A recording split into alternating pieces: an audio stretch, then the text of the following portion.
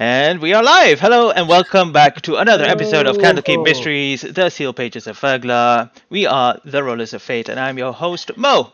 And as always, joining me today is our squidgely, diggly, cheeky, squeezy, boingy, bouncy, dimply, wimply, cuddly, wuggly, gurgling, burpling DM, Cisco Blanco. Oh, that was the Really? sweetest thing ever. Thank you, Uh, How guys. many It's a nouns? pleasure that you're there. yeah. Yay. Quickly. And continuing their quest to discover what their fate lies has in store for them is our dreamful players Joey, Andy, Ross, Luke, Mark, and a huge welcome back to Lucky. Oh, Wave everyone, hello. Okay, so Yo. Yahoo. Easter just went. So to kind of celebrate Easter a little bit, I never really got to do an Easter egg hunt, so I decided to do one here. So for the players, if you spot any, just give me a shout, and It's in the O of off. as you do, you will get an inspiration. So Whoa. one already found. Wow. Oh, that was good. Found one egg. That was amazing. So quick. damn it. That was so quick with it. Yeah, well done. Take Yeah, one we inspiration, found but your there are logo. more. There are more. What? So you'll Yeah. find them eventually. But so don't I'm worry full about screening that. this. Hold on a second. Oh, hang on. Does this count? Oh, unfortunately, it's not the ones I've placed. So, I'm trying, damn it. but yeah, keep continue be vigilant, and hopefully you may spot another one soon enough. But apart from that, on to the announcements. Cisco, please take it away. Now I need to keep All this right, on that screen. For those of you who are new to the stream, you can check our videos straight away after we finish our game in Twitch. Or if you want, we also have all our previous games in our YouTube channel, Rollers of Fate D&D. You can find there also our Curse of Strat campaign, Dining in Barovia, which airs on Sunday and is DM'd by me. And Mo is a super awesome and all new players there. Well, different players, shall I say. They are not new. Also, if you want to send us some fan art, you can do so at rollersoffate@gmail.com. Or finally, we have a Twitter as well, at FateDND, where you can catch up to our up-to-date news on our games and all the D&D related stuff. Yeah. And also, as always, a little content warning. Our games can get a little bit gory and some tropes that could be a little bit conflicted, like child misabuse or different things like that. So just keep it up in case you guys have any veils or lines that you are not comfortable with. We will be here when you come back after a few minutes if you find our content a bit too heavy. Yep, and I'll leave it back to you, Mo. Thank you. Thank you, Cisco, for that. Well, if there's nothing else, let's jump into today and find out what mysteries shall be revealed. Let me Na na na na na na na na. music.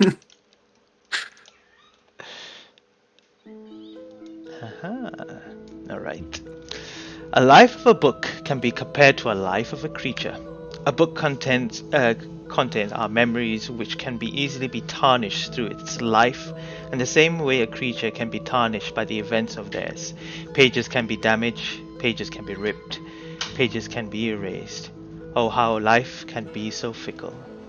Previously, on the sealed pages of Verglas, the party were trapped in the Firefly Cellar where they faced an evil creature known as Shimsheim. Trapped in the book and cursing those with its rhyme, it burst out in its shadowy form and its beady red eyes. The book's image now changed to display the party and the cellar, and although the party were prepared to destroy the creature, it was this creature, the Shimsheim, that struck first. Moving around the room in its amorphous form, the Shimsheim began to harm the party with its maddening touch. However, the party noticed that as it moved, so did the book. The fight was brief, as it was Arrow's arrow that pierced the creature and destroyed it, or so they thought. The humming did not stop, and before the party could consider their plan, the Shimsheim appeared once again, even bigger than before. Now that the creature had become bigger, it began to spawn shadow creatures along its side, and as the rime continued, so did the curses that it brought along with it. The room became even more colder, and the residents of the cellar suffered through the unnatural temperatures. Maz illuminated the creature as it spawns, allowing Aki to see this creature in the darkness for the first time. The party knew that they had to bring the Shimshime onto the table so that Aki could drop the book, but the book was heavy, and the heavy book, and the curse was becoming overwhelming. Bruce used all his might to hold on to the book that the creature was tethered to, but the shadow spawns were sapping away from his energy, weakening his strength. The party destroyed the Shimshime once again, only for it to become even bigger and stronger, and now immune to all damage dealt. The party thought to destroy the book instead, and by doing so cause the Shimshime to return into the book, and the book to reappear somewhere else in the room. The suffering of the cause, the sapping of energy, and the exhaustion of the core was taking a toll on the party, and it was looking as if the Shimshide curse could not be broken. But it was Bruce's ingenious idea to stash the book in the bag of holding, pass it along to Yagu, who turned it inside out and released all its content on the table. And as this happened, the Shimshine appeared once more again, even bigger than before, and as it looked up, the dangling bookshelf that had 2 of its 3 chains broken, Aki released his twinned whisper balls and destroyed the final chain. That Fatachu fell through the creature onto the stone table, destroying the Shimshime, the book, and the curse itself. And kind of this is where we're going to kind of transition into the story a little bit. So let me slow down a little bit with the music. Turn on this music.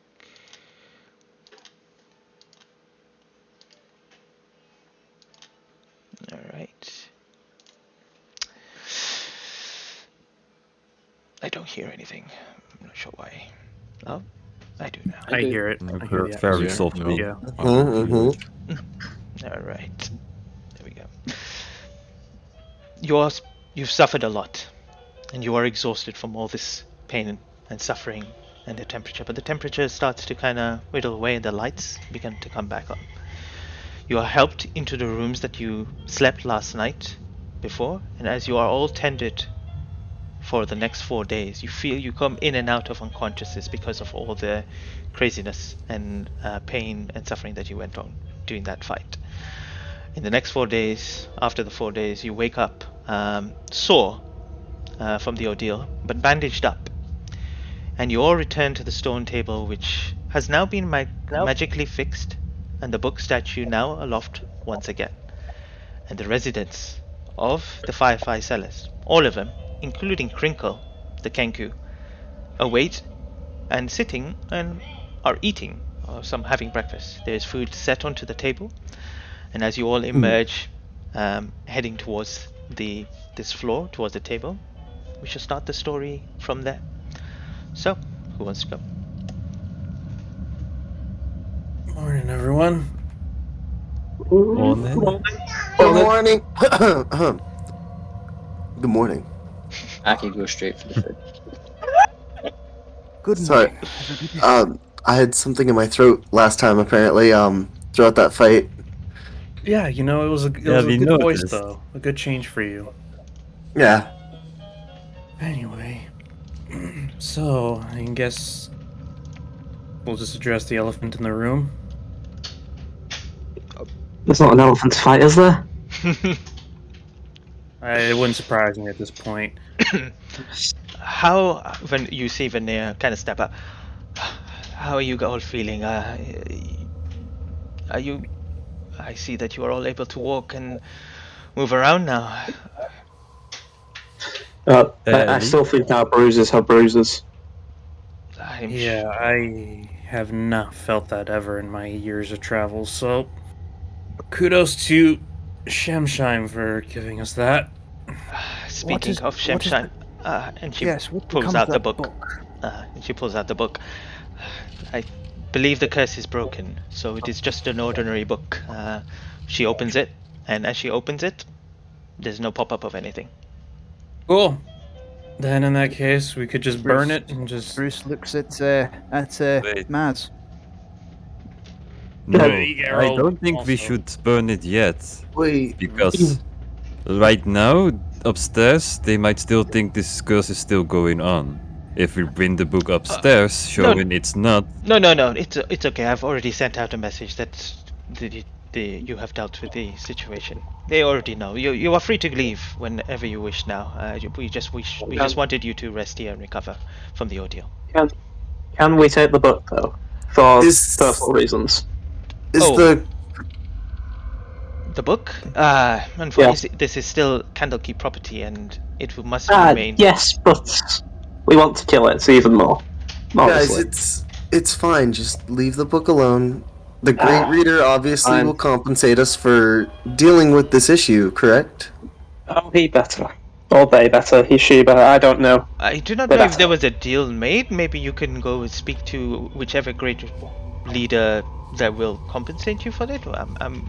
This discussion hasn't happened with any of them. So, do you just invite people to stay in your cellar and then let them deal with your problems for you? Well, this problem, we didn't know this problem was going to occur. It just so happens, a coincidence, that you arrived. Well, you were here from before Ruin, but the rest of them arrived, and this had to happen. I was only repairing this book just maybe a day or two before. I didn't know that the curse had taken place. All right, well, Ruin. Aki's wandered off towards the food. Feasting. Ruin, I'd imagine we're eating our breakfast while doing this. Yeah, So, you Ruin, see, I think, Ebdar is there as well, actually, with Gelby, sorry. Ruin, I think that what we should do is go directly to the higher-ups to discuss what took place. I don't believe it's an exaggeration, Vanya, to say that we probably saved Candlekeep from rather grisly end.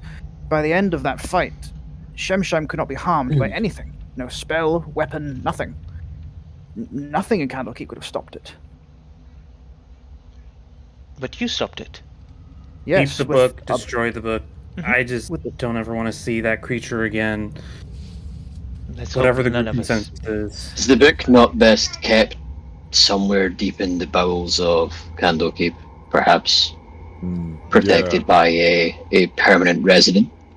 A dragon, for instance? Yes. Yeah, we should recommend it, definitely. We should keep it in somewhere that is gonna be more safe. Thank you for what you if did. he's here, you could just take it to him, right? Save them the What trouble. dragon?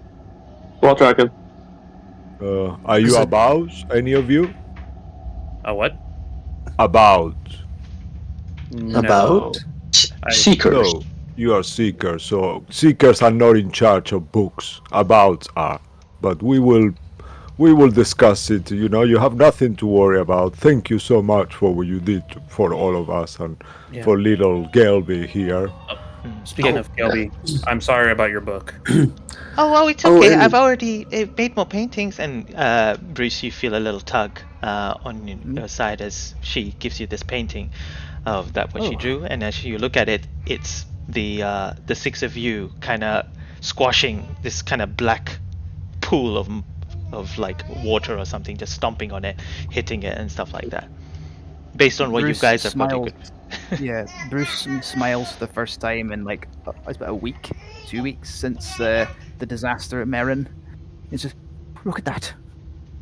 Oh, I think this is going in the that's bag so of holding. cute. This is going to go in the bag of holding. Please keep that. Thank you for I will saving my papa. I will treasure this Oh, painting, a little Gelby. Thank you very much. Ebda, before we go yeah. to speak to the authorities, Mm-hmm. I hope you'll remember what I suggested to you about your life. and what's Yeah. going on. Thank you, Bruce. He kind of like puts the arm over your shoulder. You're amazing. You guys are really good team. Friendships are important, and you know it's amazing what you guys did. Thank you, We're Ruin. the Caravan of Chaos. Oh, That is a good name. Well, Caravan of Chaos, for your Not for sure. for your Sorry, what was that? Nothing. Ah, okay. for this, we don't really have much in terms of gold in here, but we do have something. And she goes and takes. This is a bag of holding. Oh. Does anyone want it? Did our previous one survived along with all of its content? Yeah, it's still there. Yeah. Well, We have the Two bag, bag of but holdings most of the is better. contents. By the way, most of my stuff has been destroyed. So, okay. This other bag, I'll be like, oh, Rune, go ahead. Sorry. You are a native local here. Give it to someone else in the group. You guys did more work than Well, me. I'll just leave it on the table. Whoever wants it can take this. And also, You notice that Ebba kind of whispers to something to Bunny. Can I do a perception check? Sure. Can more of us do that as well? Yeah, whoever wants to is not a big That thing, doesn't but matter. yeah. It's bad either way. yeah. Perception. It's a private conversation. I'll let them have their privacy. Mas, Yeah, with the sit 10, there. you actually, Aki, you hear clearly. With a 10, you hear the name Bruce, Mas, but with a 15, Aki, you hear it. Ebda asks Buddy if he can give the ring to Bruce. Of course. Aki just gonna snicker to If he can give the ring to Bruce. I'll, Is he say, talking well, about the wedding ring? The ring. Okay. The ring. Yeah. The other ring?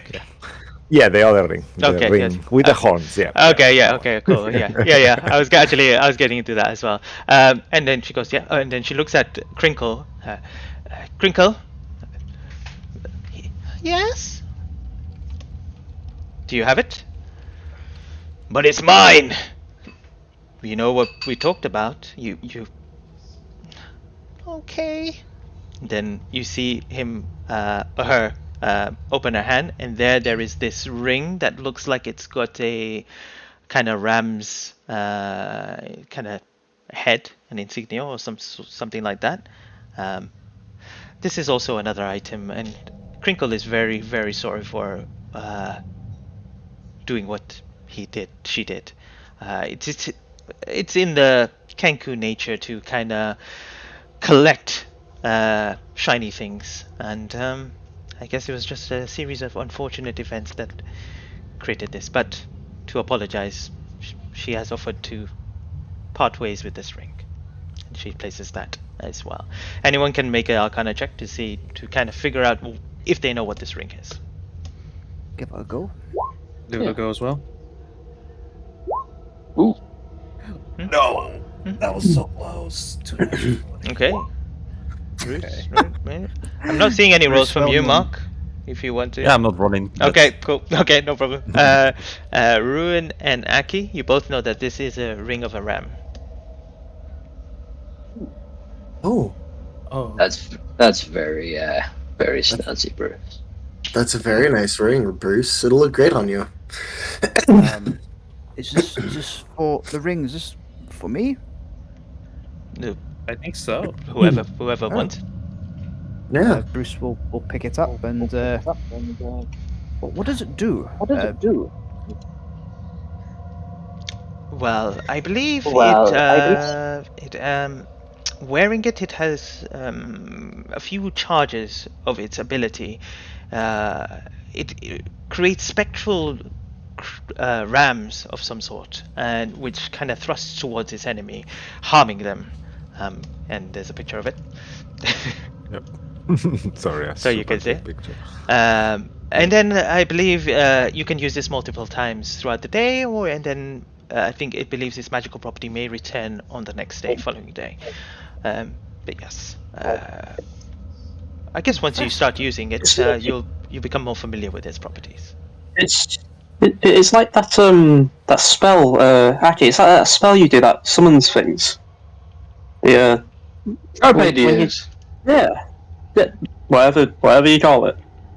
Yeah. I don't know. I mean, I guess I can do that about the same number of times, or maybe even fewer. If this has got some distance to it, Bruce, that's very good for you. Oh yes, I do agree. This is very generous of you. Thank you all. I must admit I've lost rather a lot this last week. It's good to get something back. Speaking of, gentlemen, I would very much. We all have things we'd like to do at the moment. Is nobody going to snatch the bag of holding? Errol will say out loud. I'm carrying one already. Yaku, do you want it? Aki, Maz? Well, I would love to have one, but I don't really need it. I don't have a lot of stuff yet, so I'm gonna just grab it then. All right. Go ahead. Sure. It is if anyone changes their minds. That is fine. That is on with you. If it's okay with everyone else. Sorry, Okay. Nicola. So, I just wanted to. Sorry, just so Errol, you took the back of holding, right? Yes. Okay, perfect. Sorry. Yeah, go on. Okay. I just want to fly up to Crinkle and with Druidcraft, if there's like any potted plants nearby, just bring up like just a bouquet of flowers and just look at them. And I'm really sorry we knocked you out as hard as we did. No hard feelings, right? That's all right. Okay, that's what I like to hear. I'm glad to hear you're okay. Thanks. While food has been eaten, Aki's managed to find a fairly tattered piece of paper and a pen and is scribbling with one hand while he eats at a very high pace with the other one. Okay. I mean, I'm just kind of looking inside the bag of holding, just curious about it. Yeah. Do you toss it in? Toss it out? No, I just hang on to it. Okay. Just keep it on my person. I'll probably put it in at my actual backpack or something like that. Sure. Fair How enough. can you tell if there's already something inside a bag of holding? Because you have to know what's in there to get it out, right? That's a good point. I don't suppose. And Errol, just out of curiosity, will just dip his hand in. Well, I believe Yagu simply turned our one inside out and everything failed. Maybe try with this one. Maybe something good will come out. Or maybe don't. Maybe something bad comes out. I mean, why would they give us something bad as a reward, though? Just do it anyways. Come on. All right, yeah, you got a good point. So Errol's just going to start turning it inside out and try emptying it out, seeing if there's anything in it. All right. As you put your hand and push it through, there's nothing. Shine. There's nothing in it. It's free real estate, as they say. All right. That's quite enough surprises for 1 week. Yep. Agreed. Well, we have plenty of work to do here, so we will leave you. You are free to leave. Just take those stairs up, and then one more set of stairs, and then there is a ladder which leads to a hatch. It is now unlocked, so you will return back to the House of Rest. Thank you again so much, and I know that you've mentioned about speaking to someone in the higher ranking, but if need be, you may ask for me to cooperate and collaborate the whole story. I can do that if that helps in any way. And Errol's just going to raise me. I actually was wondering one thing, if I can ask you a bit of a personal question. Of course. Is this area good for research per se if I'm looking for a specific group or person? Or is there somewhere else in the keep? I'm sorry, did you just ask if Candlekeep is a place for... This specific room. Oh, this room? Oh, I'm so sorry. No, this is where we repair books and stuff like that. You may need to find an abode, ask for their help, and they will be able to get the books that you require. Just give them specific words or phrases, and they'll provide you with the books that are necessary. It may take, if you are not a fast reader, it may take some time for you to kind of go through these. The abode can help so much to kind of... trust me, if they have what I'm looking for, I don't need sleep. So, okay. Thank you. No worries. Avode. Thank you. Yeah, actually, I forgot to mention as well. Catula, you see that actually, as you look in the table, you see an empty bowl with milk that was like half consumed, only like a plate full of milk. Catula said that she had to keep her research with the fog thing that she's studying, and she had to leave early this morning, but she said to say thank you, and I'm sorry for if she caused any trouble to you as well. No hard feelings. No hard feelings. At least not for Alright. me. I can't speak for the rest. Very well, and we're always here if you need any help with anything. And Rowan, I hope you are gonna come to see Gelvich. He's grown quite fond of your wings. We'll see about that. Alright. Farewell, all of you. Take care. And he kind of like starts inscribing once more, like he's got the book there and it's full of ink everywhere, and he just keeps doing with his work. I was gonna say, as he's walking away, I'm gonna prestidigitation him with steam again, cleaning him off one more time. Yeah, it just feels like you do, and after, like, as you are walking off, you see he just again, like, put his hand on his shirt, and there's another huge stain of ink on the shirt, but he says, "Thank you, you're great, I'm gonna miss that," as you leave. Right. So you all, if there's nothing else, you all return upstairs and start climbing the ladder and open the hatch. And as you do, you return back into the house of rest and back into the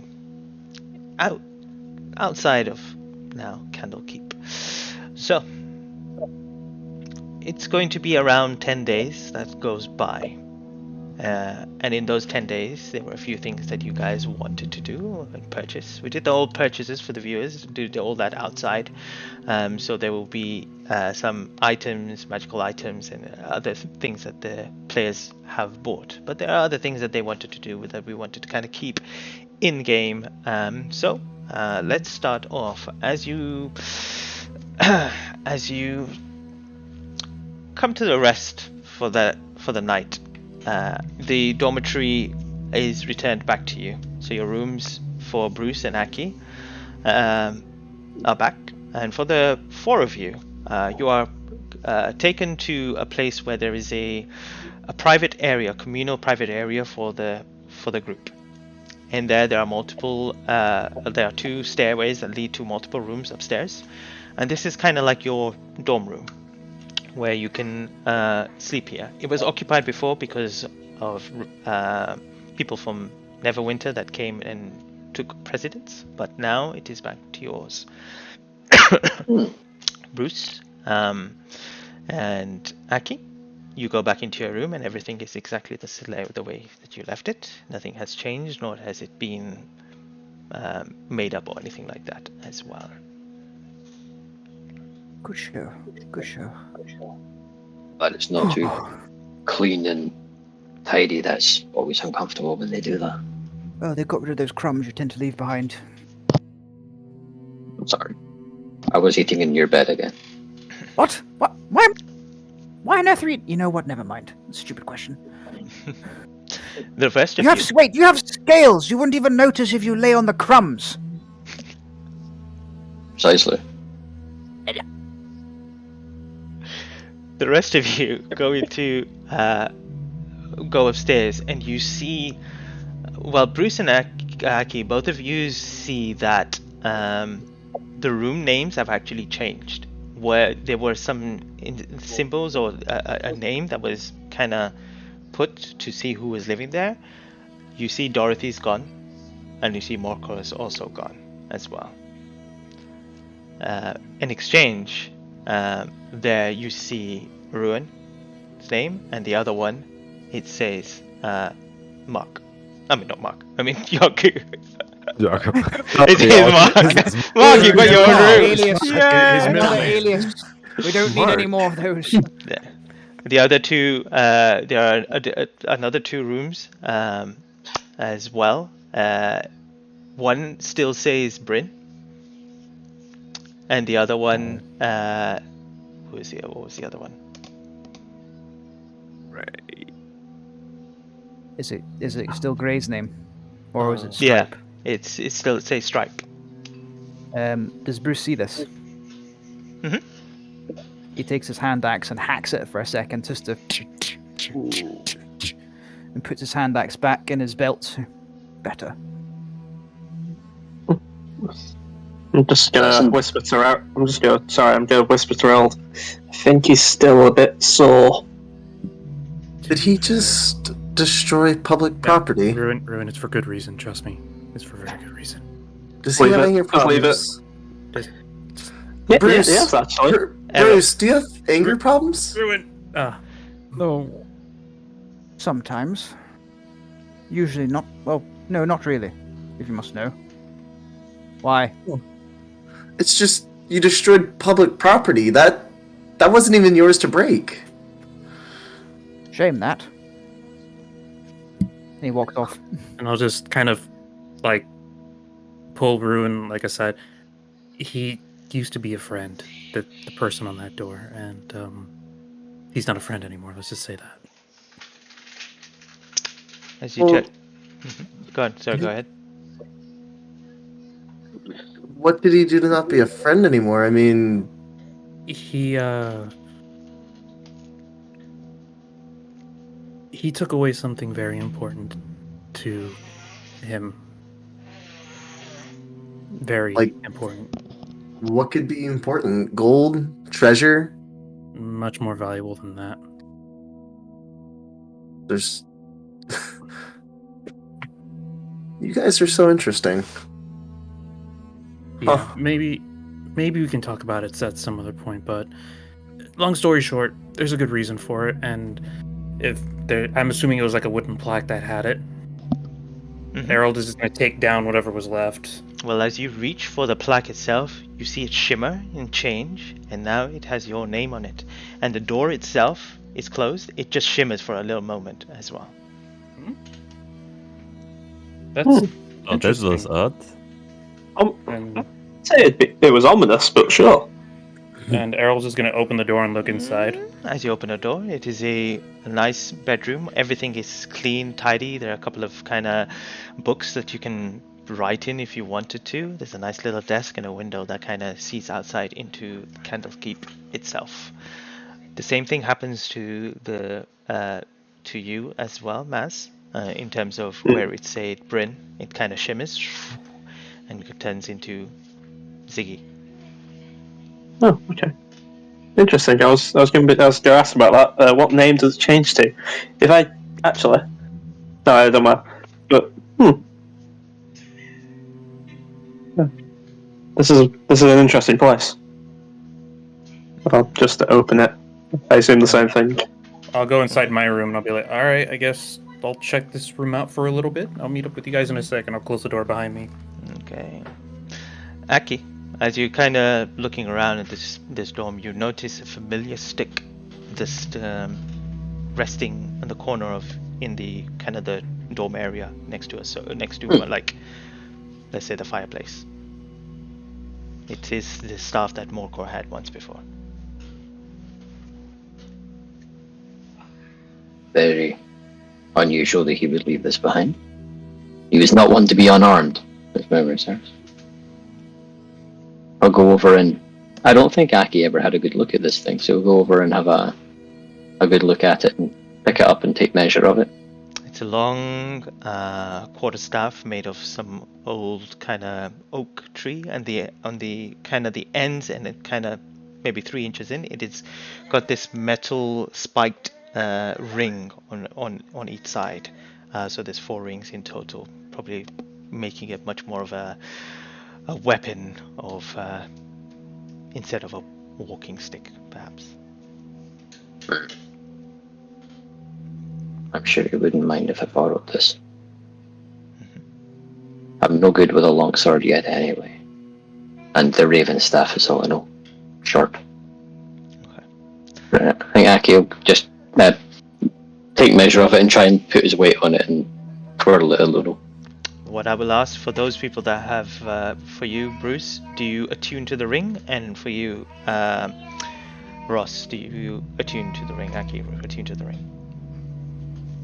I mean, no, the ring, the staff. Yes, sorry.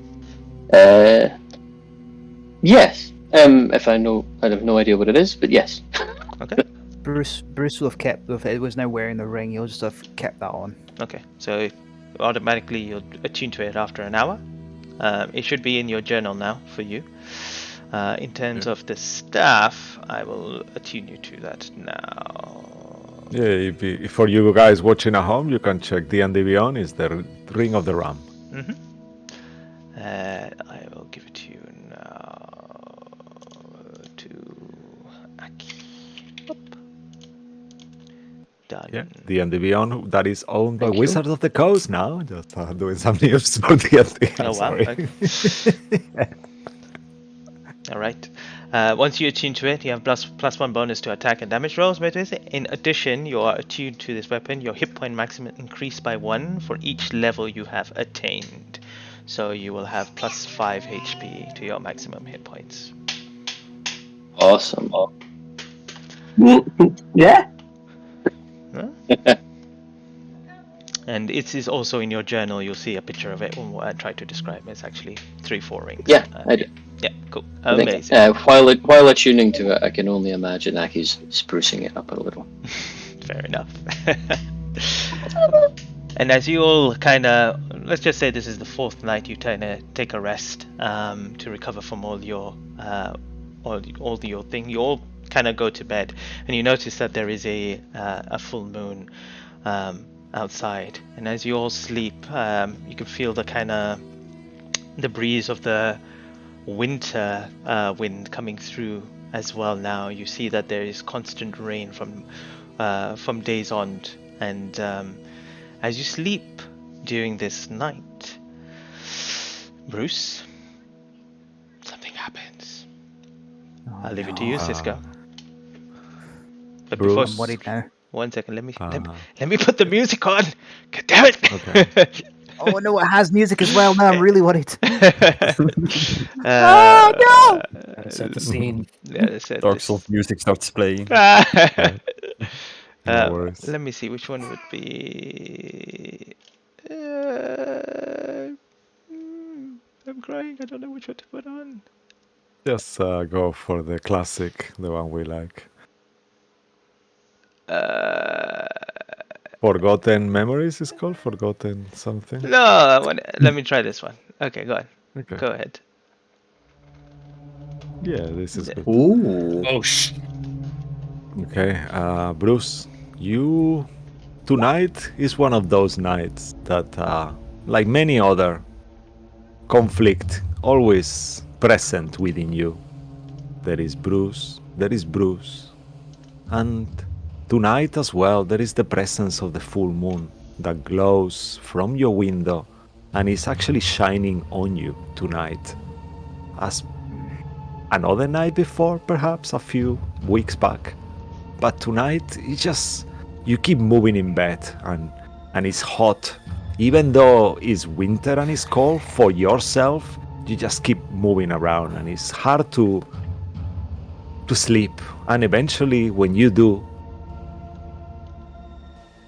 you are awakened straight away after an hour or so, as the pain in your stomach is just really breaking you apart. It feels like the biggest pain you've ever had. It's just so uncomfortable. It's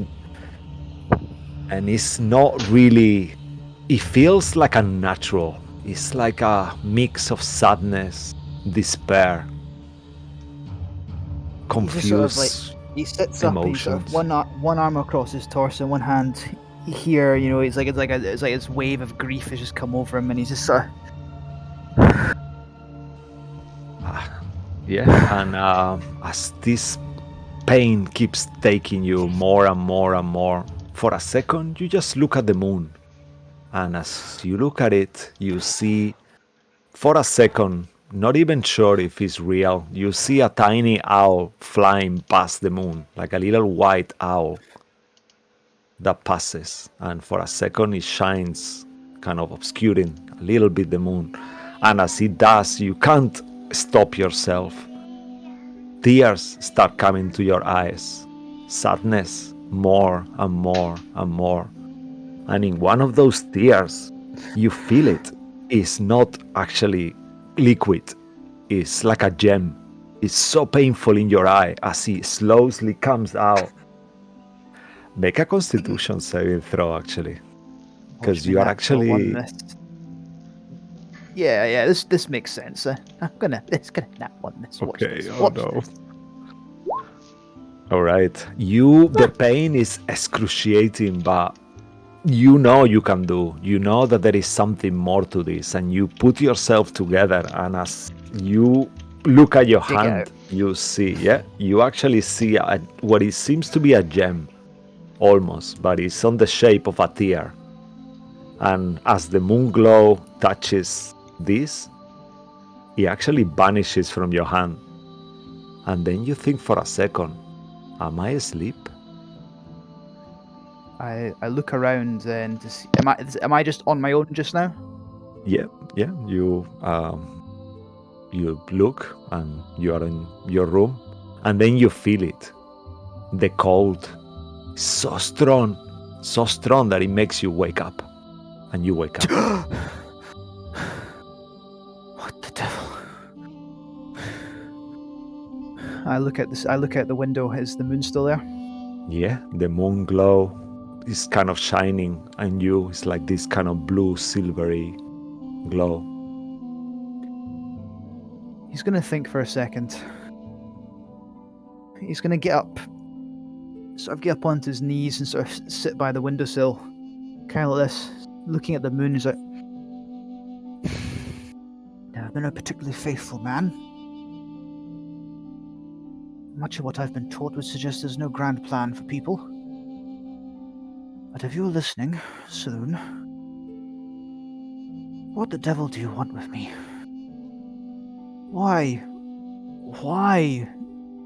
am I of such interest to you? You're a goddess that brings hope and life to people. How could I possibly do anything like that? What do you want with a dumb brute like me?" You feel a warm glow, like a warmth in your hand, actually. My That hand. you realize, and you realize you have been clenching your fist. And as you start to feel the warmth, you notice there is something in your hand. My hand. You open it, it's the tear, the glass tear from the dream is actually in your hand. It's a real thing. You see, it's a gem. You have a gem in your hand. And it glows. As the moonlight touches it, it glows like with a pulse, similar to the pulse of the heart of Nidalia. And you feel intrinsically, Nidalia has been born today. You know.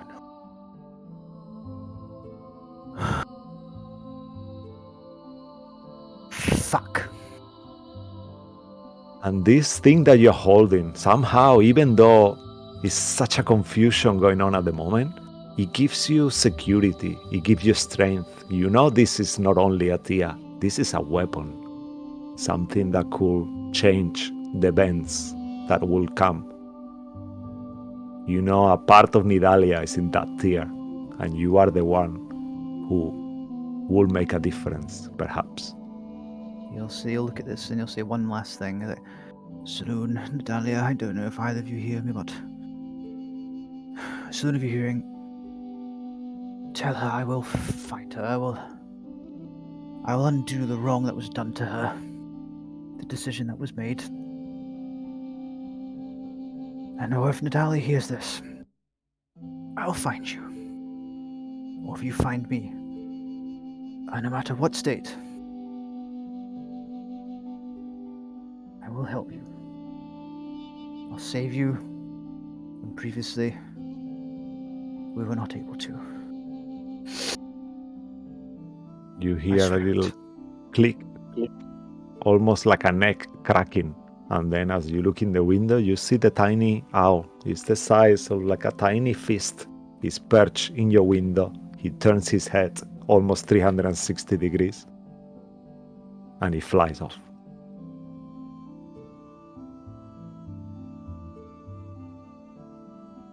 I need to speak And to once more, Raki. you know this is the solution. What you're holding in your hand will make the difference. Break the curse.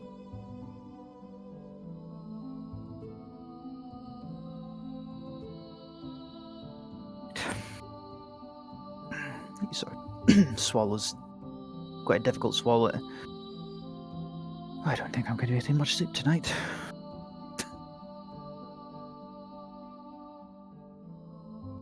Well, if you're still listening, Saloon, I will be seeking out a cleric of some kind to find out a bit more about you, I suppose, and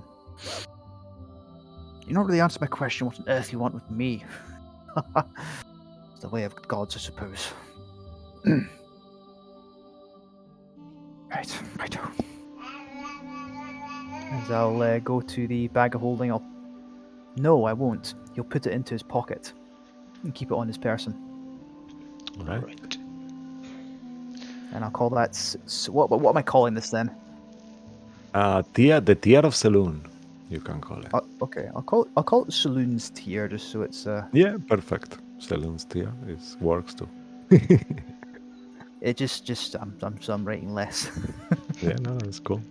Awesome. And as you He sort of... Mhm. He sort of like feel he's not taking off that he's reached over to the remains of the cloth he'd carried in the Dahlia's cocoon and sort of grips them for a second and then turns over to try and sleep. and as you Right. rest your head, the thoughts of what has just transpired over and over again slowly you lull away and you fall asleep. And then the morning comes.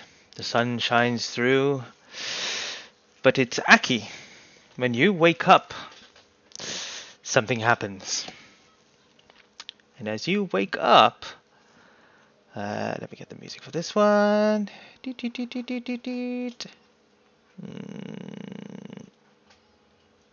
Where are you? I have missed you somewhere. I'm probably scrolling past it like 5 times. Yep, not that one. Oh my god. What the hell is it?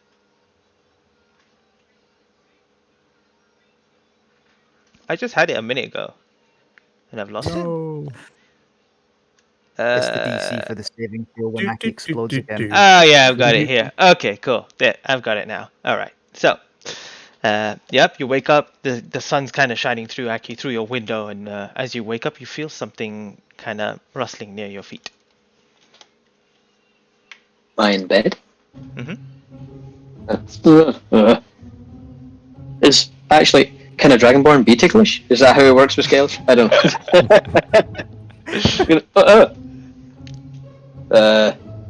Let's go.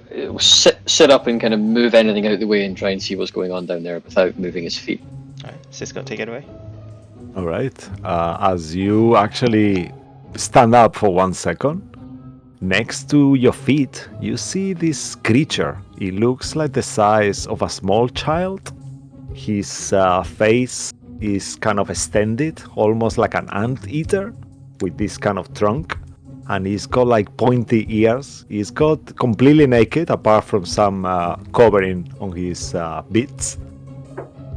And he's staring at you with these kind of like big eyes. Actually, I'll show you, even though you guys won't be able to see it on the stream. That's how it looks like. You see this creature, just like that, but imagine on the bottom of your bed. Oh no. Oh, He'll get down on good his morning. knees, so he's. You hear in your mind, and you don't see his mouth moving. Hello. What are you doing? Oh, Muli was sent here. Who? Muli. Is that Muli? That's your name. Muli. Yeah, Muli. Hello, My Muli. name is Muli. Muli. Muli. Why were you to sent? meet you? Yes, you two will have a. We will have a conversation about boundaries later. Why were you sent here? Well,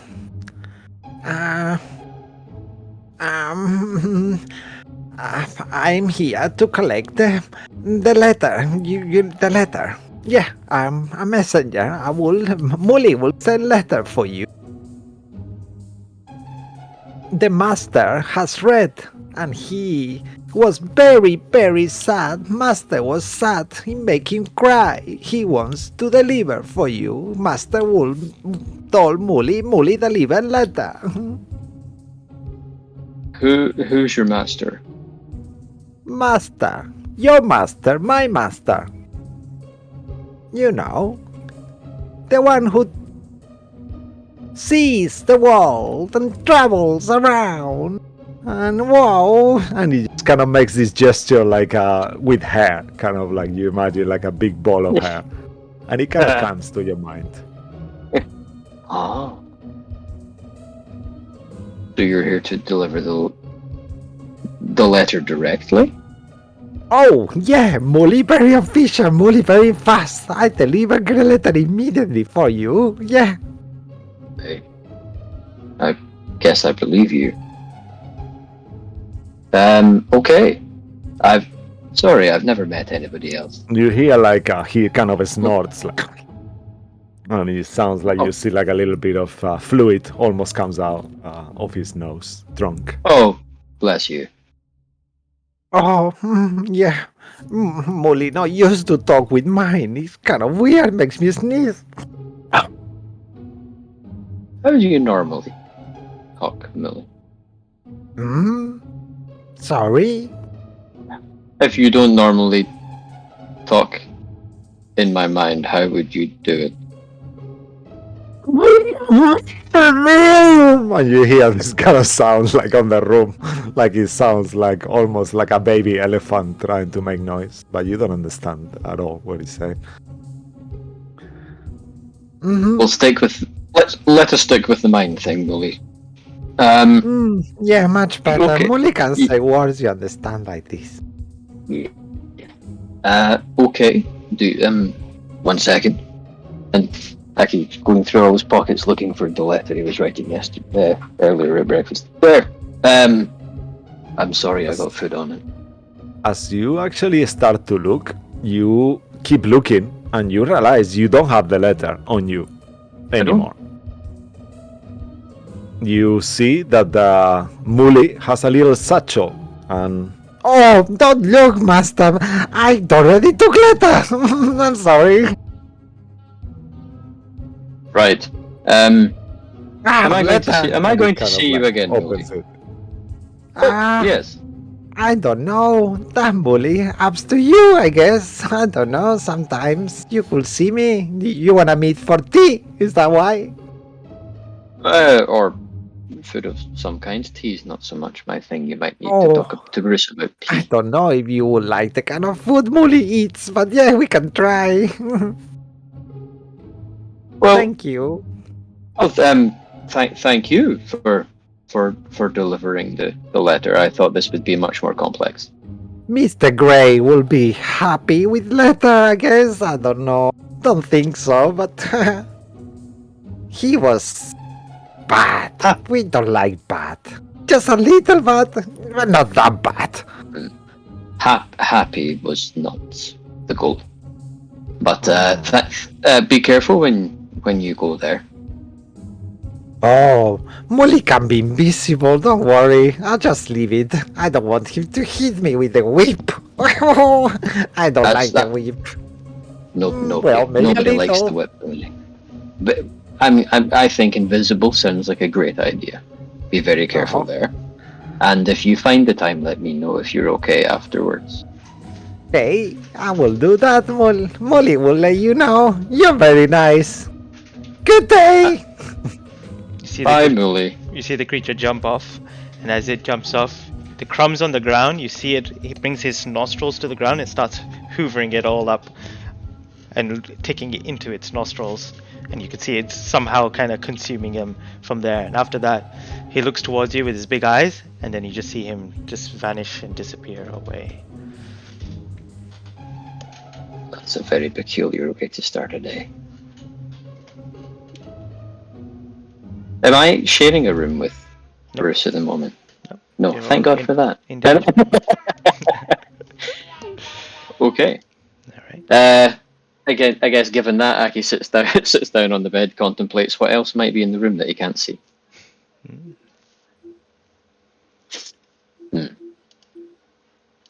Well, that's that then. Alright. And as you all wake up, if you guys want to have a discussion before we jump into kind of individual moments in the game where I'm going to give you, each of you, a moment of what transpires within the 10 days. Some of you actually leave the area, while others of you stay to do other things. So, is there anything during this morning that you guys want to either discuss or say anything before I jump into that? Bruce would like to ask Yagu a question about magic and curses. Sure, Still go remember ahead. Yagu, sir, Yes. I have a question for you. Go ahead, my friend. You are a paladin, yes. Your powers derive from a divine source, correct? You can say that, yes. Right. Before we left Merin, I suppose you could say I prayed, actually, and I had a bit of an experience. I was told that you might be a key to lifting a curse. You recall what happened in that accursed temple. The curse was on the being that we had to leave behind. Are you familiar with the lifting of such curses or such things? Is this something you can learn? I would speak to Aki, who's quite a formidable arcane presence, but I'm not sure if this is necessarily his wheelhouse. I am familiar with one curse only. Well, I'm familiar with more curses, but I could cure them because of the help of Eldot. Because I could help others using her lake to cure their madness and stuff. Right now, I'm also looking to cure a specific curse. I think. I'm not sure yet, to be honest. It's a bit of a mystery from my side as well. I see. But can you maybe go a bit more specific? Maybe I know something I can help you with. I'm not terribly certain myself how it all works. It sounds mad when I say it out loud, but I think Saloon, the goddess of the moon, has been speaking to me. Well, that sounds wonderful. I'm not really sure why she's bothering, to be honest. Look at me. But anyway, I believe she's been telling me in Merin. I believe she passed on a message of some sort that said you would be capable of lifting a curse. I just wondered if you are indeed capable of doing that, or could learn to do so. You remember the cocoon? Yes, of course I do. That we lost. That being was this close to having a dreadful curse lifted from her. So basically, an endless cycle of being reborn for evil intent. And it had been lifted from her until she was lost. And I believe now that cycle has started again. I had another visitation last night, and he pulls out the tear, and he'll show it to Yagu. I will try to pick it with my claw and look at it very closely. He will let you. Please be careful. I don't know how fragile it is. I'll be showing it to everyone. I'll be showing it to everyone else as well. I felt a premonition that this would be a key to doing so, but I was also told that you could potentially do the same thing as well. I guess I'm just covering all my bases. Well, let me inspect it for a moment. Conduit of some sort? Oh, Errol. Yes, you can listen you join in the conversation, please. I'll be telling everyone shortly. Yeah, I assumed he said everyone. That's the only reason I joined in. If you didn't say that, sorry. He's not gone to everyone yet, but if Errol had overheard it, thought this sounds interesting. Yeah, go for it. It's fine. I assume we're in the main room right now, or something. Yeah, Bruce kind of walked over and sat down next to you to talk to you. Can I make a roll or something to see if I can notice something extra? Yeah. From the religion check, there? Siska? Yeah, I will say so. Yeah, please go ahead. I was gonna ask. Religion, you said? Yeah. Yes, that's religion check. Wait, I'm still exhaust level. Whoops. Goodbye, disadvantage. Woohoo! Yeah. Oh, I still rolled disadvantage. Did I? Yes. Yeah, you did. We'll take the first roll. 11. As you look at it, you do sense some sort of divine energy coming from it, but you do not know what's its purpose or how to utilize it as of yet. Maybe more research to it, maybe even taking it to someone who is much more a priest of Saloon themselves, or someone who may have more knowledge in regards to that may give you that information. But from what knowledge that you know just now from looking at it, you just know that it has divine powers within it. You also, with your 11, you also remember that you forgot just because everything that happened in Vermilion and Merin, but you know that Saloon is actually has a very close relationship with Eldath. That you know they are known, Eldath, Saloon, and Lathander, the Morning Lord, to be kind of allies for different reasons. Can you repeat that last name real quick? So Lathander, that is the Morning Lord. You know that he's called the Morning Lord all around. And yeah, and Yes, thank you. Saloon, the three of them are very close. I'm looking at. How did you obtain all of this? When did this happen? And I will give it back to you. It happened last night, actually. I believe during a dream. It was. He's going to skirt over how this actually happened. So it was given to me. I found it in the palm of my hand, and I woke up. I suppose I prayed the second time in my life, and then I realized it was in my hand again, in real time, not just in dream time. Oh, you should be lucky. I've been praying my entire life, and the only thing I've gotten from Eldad, well, besides my powers, is this staff, so... Well, it's always nice to get a blessing from my god, isn't it? How do you feel about it, to be honest? I suppose conflicted, actually. I've seen, at least prior to it turning into that hellhole, the Temple of Saloon in Merin was a place of hope and healing. People are overjoyed when a cleric of Saloon would appear, from what I gather. Most places I've been to, people are horrified at a half-orc wandering into town, and I don't know anything about healing. I'm good at dismembering and killing. Admittedly, I'm not usually present for that, but yes, so I really conflicted.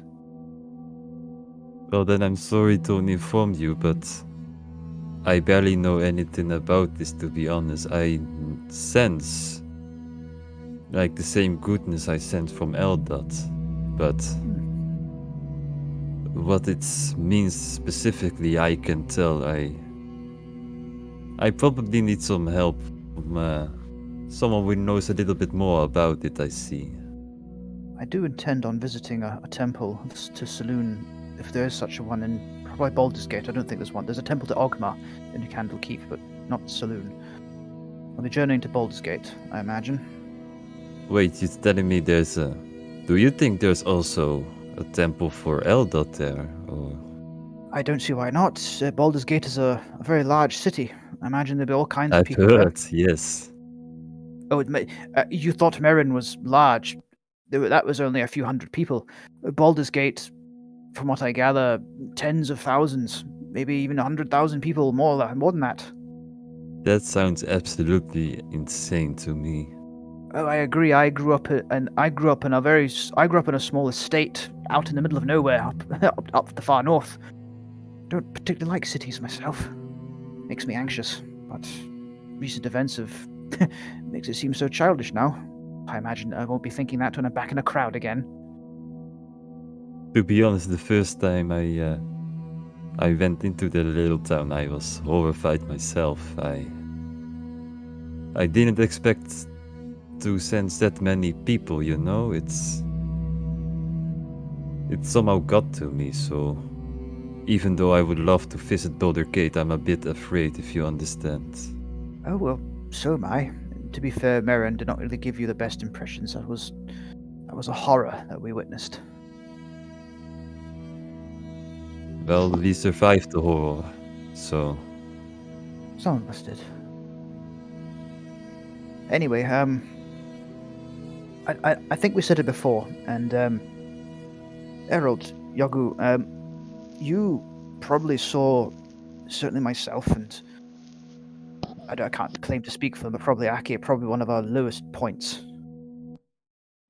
someone we thought was our friend turned on us, and you, both of you who just barely met us, stood by our sides and risked your lives for us. And I don't know how to repay that. Or you can do. repay it by granting me one favor of yours. I don't know. That's what I mean. I have one idea, but you might not like it. Oh, A few days ago, the first time we went towards Candlekeep, you said you wanted to play it open hand. Say no more secrets. yes. Well, right now I haven't played open hand yet, and I want to tell you, but at the moment I still can't. I hope you What? find it okay. If you I'm want to repay me, you just say yes right now. Of course. Hold on. You said you want to tell us something, but you can't. Well, obviously I can, but I prefer not right now because somehow every thought, every decision I make right now, it feels all wrong. It feels so small, so unhelpful, like I'm moving towards nowhere. Well, I know that there's a gigantic boulder moving towards me, and I just kept standing still every move I make. I first need to figure out which direction I should move before I am willing to be open to all of you, if you understand. Have you considered jumping to the left or the right? Yagu, I can't speak for the others, but all I know is I was in a tough spot. You saved my life, literally. So, whatever it is that you don't want to talk about, that's more than perfectly fine with me. Just, if you need to push in a direction, I'll do it. I can't thank you enough for that. Thank you all. Yagu, I will stand at your side, but I just want you to know the last person to say those exact words. I want to, but I can't tell you. That's what so He did the worst scared thing me so imaginable for us. much. I know that's why I was so afraid to ask you this. I will promise you, one day I will make everything right. I will tell you all everything. But now is not the time if you think Bruce will that's kind of lean okay. back at the last sort of few statements, kind of almost like it's almost like he's putting a distance between you there and go, I see. Very well, I respect your privacy. Thank you. Everyone kind of putting on a bit more of a joyful mood. Well, we got a pleasant morning, why don't we go enjoy it, right? Let's Sure. do our activities. I know I got some reading to do. Oh boy. Wait, also this place, does it contain almost every book imaginable? From what people have been saying about this place, yeah. And according to another source I talked with, yeah. It's curious. At this point, the other doors open. Aki, Maz, and Ruin. You are also entering in the dorm, where you see the three of them kind of sitting already there, talking amongst each other. Good morning. Morning. Morning. Anybody else been visited by small invisible creatures today? What? Mine wasn't invisible. You guys are getting visitors? It would appear. Not to worry. Where the hell have you all taken me? I know, what? Didn't you want to come here the first place, Mas? For his unfinished business, not mine. Telepathically, I just want to tell Maz, do you still want to learn some tricks? Who said that? I say that openly. Is it your friend talking to you again? No, this was. I think I've finally cracked. Now You're not crazy, I promise. There's another voice telling me I'm not crazy. That's what they want me to think. Oh, look, Maz, having voices in your head is not a sure sign of madness. You I are should know. crazy. You're very crazy. Oh, shit, now they're working together. Well, I guess if your head's done being real estate, we could do some shopping, maybe? Some relaxation? I mean, we did almost die like 4 days ago. Bruce, you wanted to find a thing or two, you told me. Yes, I'd like to brave the perils of Baldur's Gate, and I need to get some potions. And actually, I was hoping to start cultivating those mushrooms. I only have one. I don't suppose you have any other spares, do you? Oh, yes, I've got. Oh, I don't know what it's going to be like. It has been a very long time. We'll rummage around in pockets and find out. And I'm assuming a fairly well sat on version of one of these mushrooms. If you guys want to go to Baldur's Gate, I plan on staying here at Candlekeep for a little while longer, but I don't mind Same here. helping cultivating the mushrooms. I believe when I was looking into them, it requires blood to make them grow. I got plenty of blood to give. I don't think you do. Yep. You of all people. You're a foot tall. What did I say about the height? He has a foot of blood. I mean, I Ruin. don't want. To be fair, if a vampire sees us, who would it pick? You or, and I'll gesture to Bruce, you. If you make one more comment, about the height, no one is going to be happy.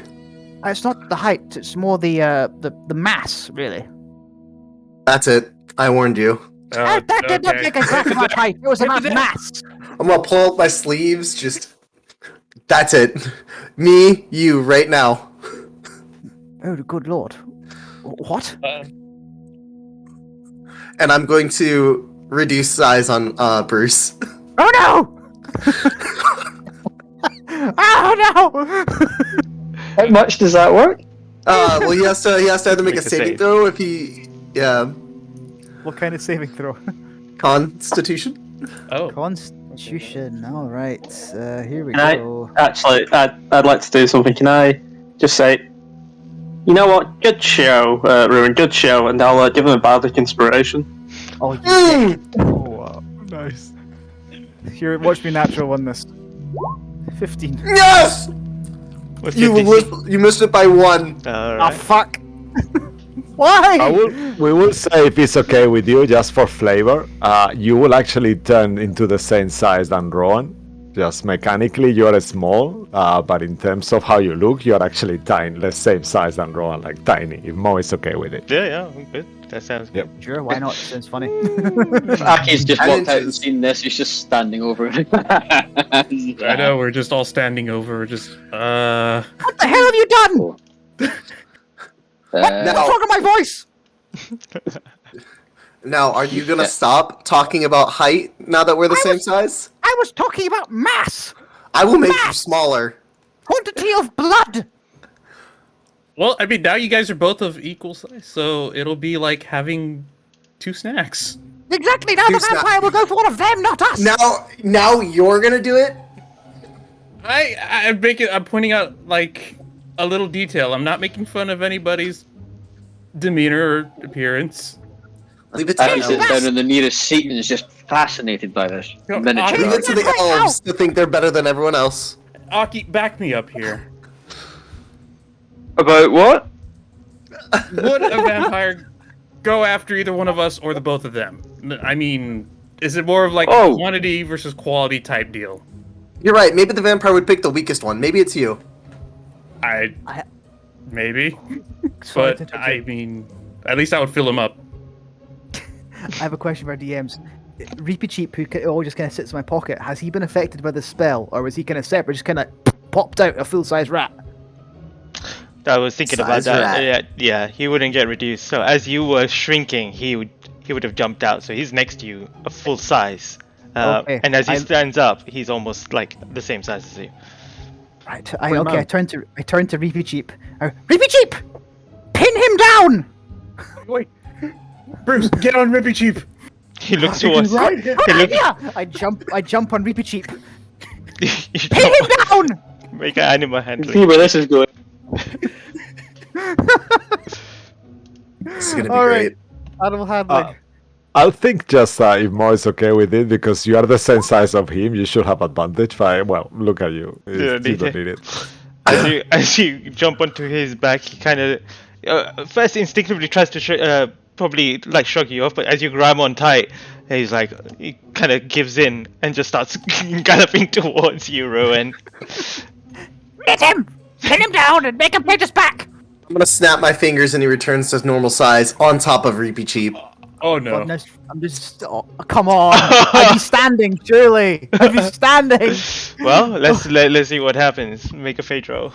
Oh, son of a bitch! If you kill my rat, I swear, Lucky, you're why you keep playing characters that are hurting Brucey boy. Fate roll. Oh, I keep looking at the character sheet for that one. Hello. Low. Remember, Reapy Cheap has armor. That's not gonna. If I sit on him, it's not gonna help him. Low. Yes. Thank God. Alright, yeah.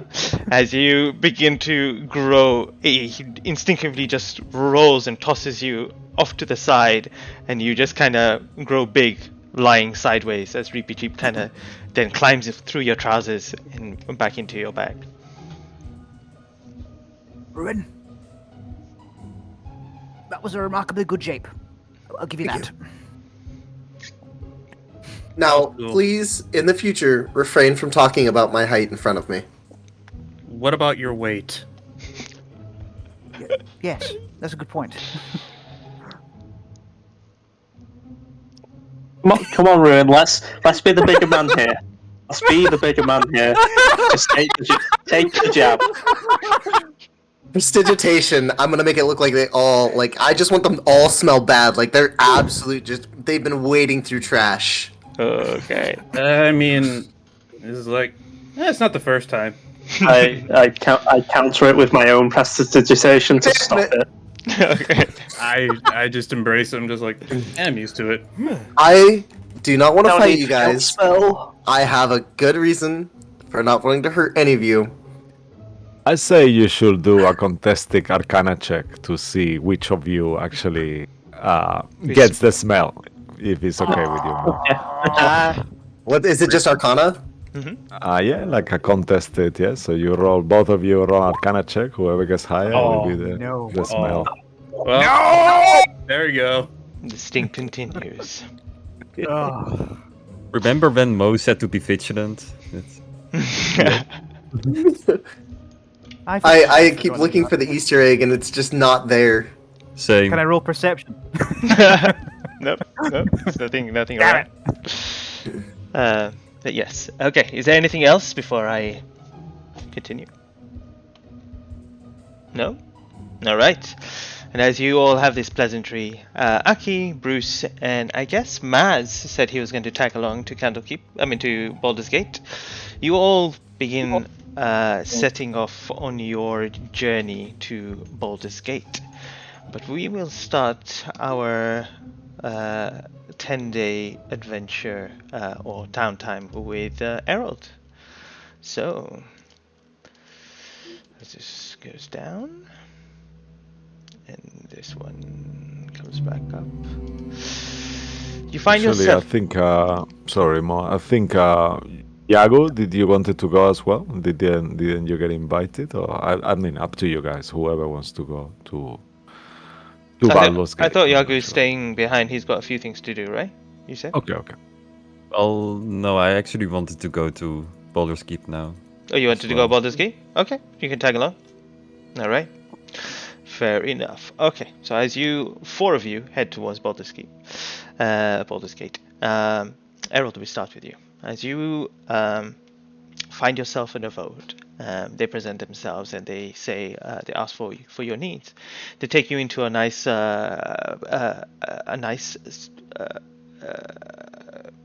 isolated study area where you will not be disturbed. And you ask for anything to do with sorcerers, red robes, wizards, red, anything to do with that. And they slowly begin bringing you books of information that refer to that or have some sort of semblance. And as this is happening, you begin reading. Minutes lead to hours, and hours lead to days, until you finally absorb so much knowledge that you think you can piece things together, and certain things begin coming out. First of which is the Wizards of Thay. Second, the Spell Plague. And there is more. There is this connection that you kind of slowly begin to put together. And we'll start off with a little bit of information about the Spell Plague. The Spell Plague itself, what you know, is also known as the Blue Breath of Change. It was a disaster that struck realm space and even the planes themselves. It was known as the Year of Blue Fire, which was 1385, almost just over a century ago, and was caused by Mystra's assassination. Mystra, as you would continue to kind of delve into it, she was the goddess of magic herself, and she was assassinated by Cyric, who was the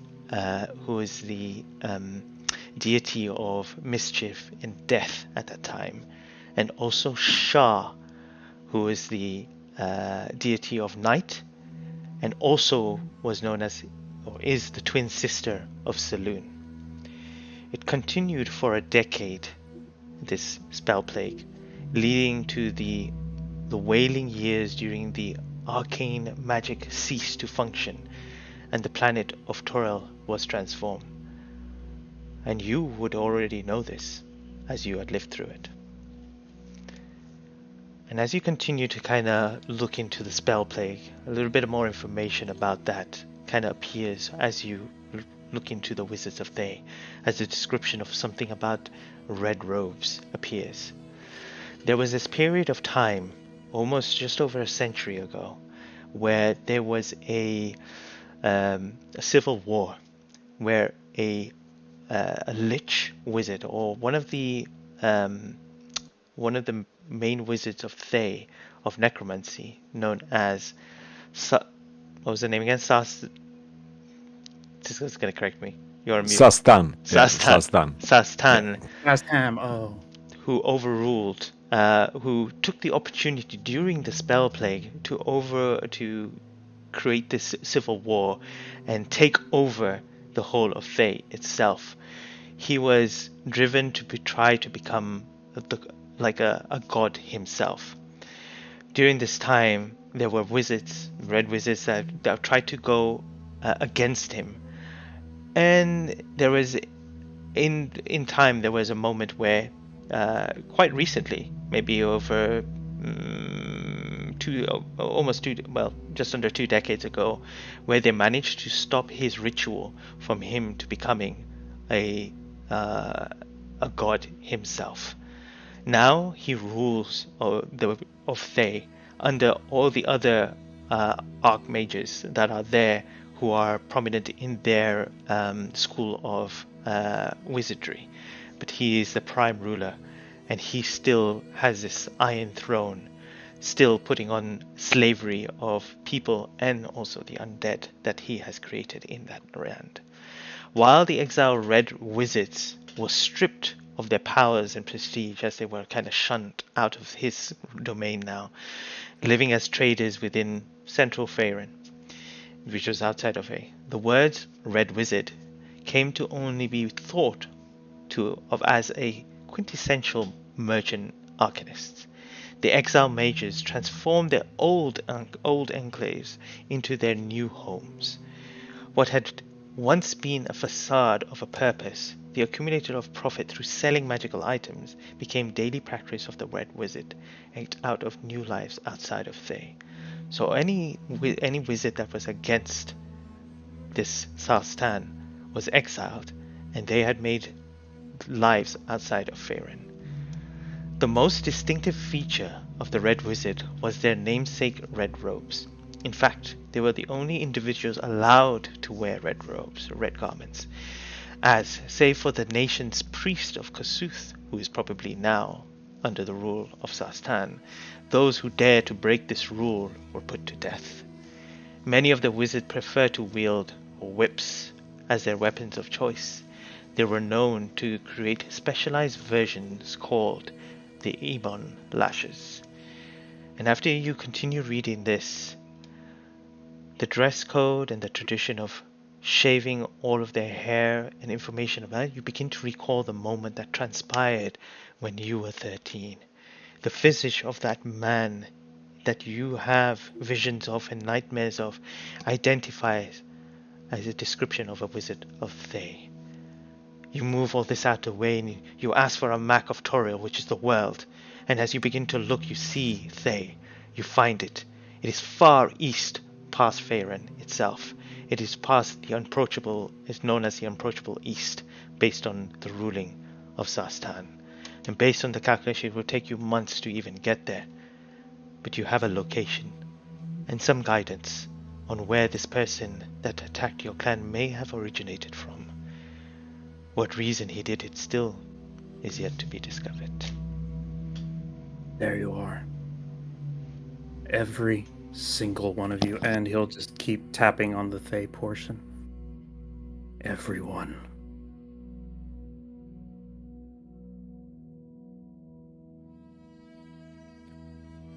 If you want, Herald, you can make a religion check to figure out the name of that god, who it is, if you want. I'd love to attempt it, sure. Okay, religion. If Mo is okay with it. If you're, yeah, okay. Normal roll. Ooh, okay. You will need 17. higher than a 12. I got a 17. Okay. Are you okay if I take this one? Yeah, go ahead. Yeah, so you will know that Kozuth is also called the Lord of Flames. He's a god of elemental fire and is known to be evil. Very evil god. He's considered not to be a true god, but an elemental primordial. But is worshipped. Yeah, and that's what you get. Be it heaven or hell, nothing will save them. After reading all this, your brain cannot absorb any more information. And it's perhaps you may need more further research and even more assistance, not from the Avodes, but from the great readers themselves. And as you continue to kind of ponder through everything, and they will kind of step away from this moment, and we'll go to Ruin himself. Ruin.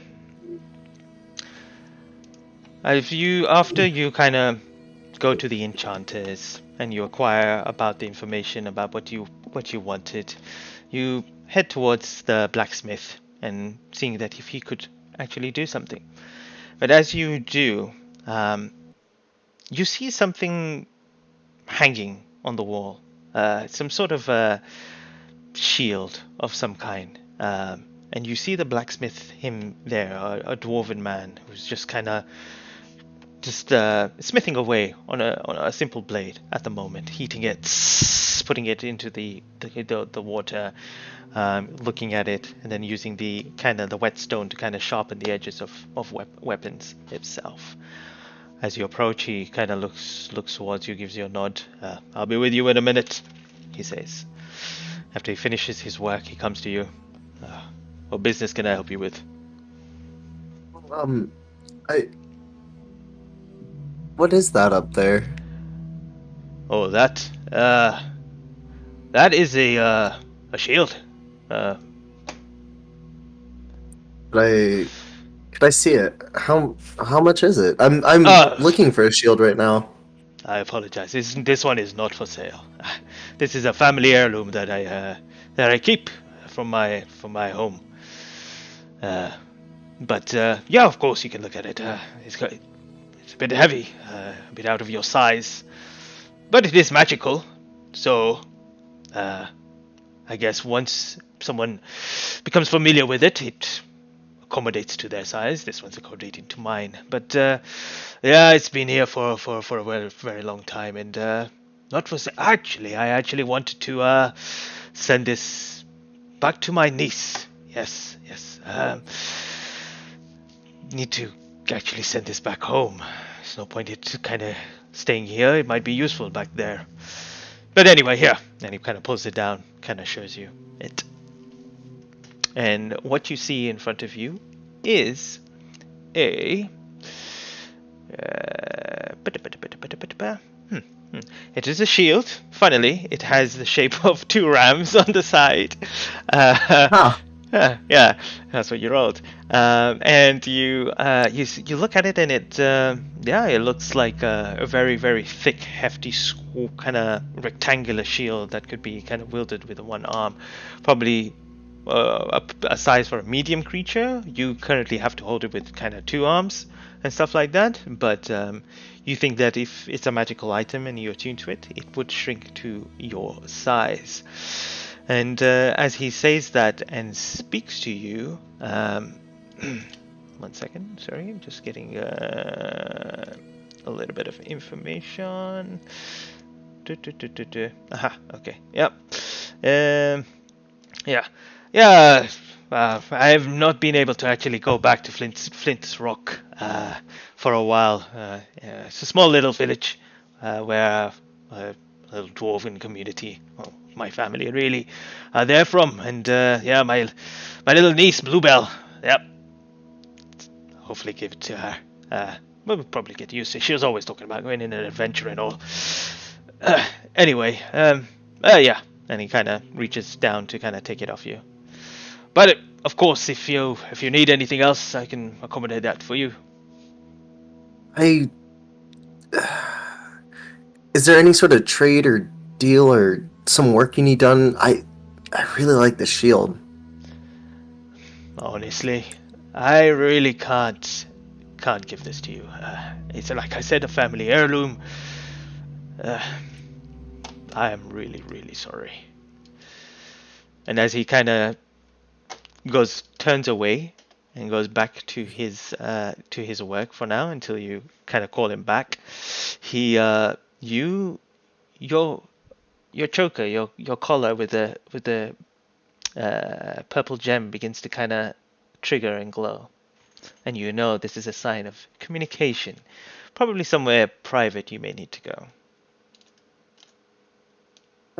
I'll be back to discuss more about the shield and maybe some possible armor. I gotta go, and I'm just gonna fly off. Mm-hmm. And as you fly off, where do you go? I'm gonna try and find the nearest closet or door that I could just open and go into, and shut behind me. You shut the door, and as you do, the gem begins to glow, and eventually just there is this kind of magical hologram of these two gnomish what seem to be holy people, clerics that you recognize immediately. One being Willowban, and the other one being Celebi. Both clerics, both gnomes. And you see Willowban kind of move closer.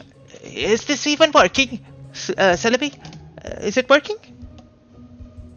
Hello? Rowan? I'm here. Working? It's working, working. Hello? Hello, how are you doing today? Where are you? I'm still at Candlekeep right now. I met a really interesting group, actually. Oh, yes. We've been keeping an eye. We can't really see. We can't really hear much, but we can see. We can see what you're seeing. Yes, the big the orc guy. Yes, not ogre. That's completely wrong. Orc. Yes. He looks pretty strong. And the Yeah. the turtle. Very very mossy. A lot of moss on his back. Haven't seen one of those for a long time, yeah. So you haven't. He could be in need of a bath. Yeah, I also agree.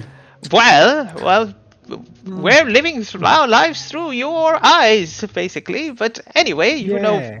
we just. Nice to know my privacy is open.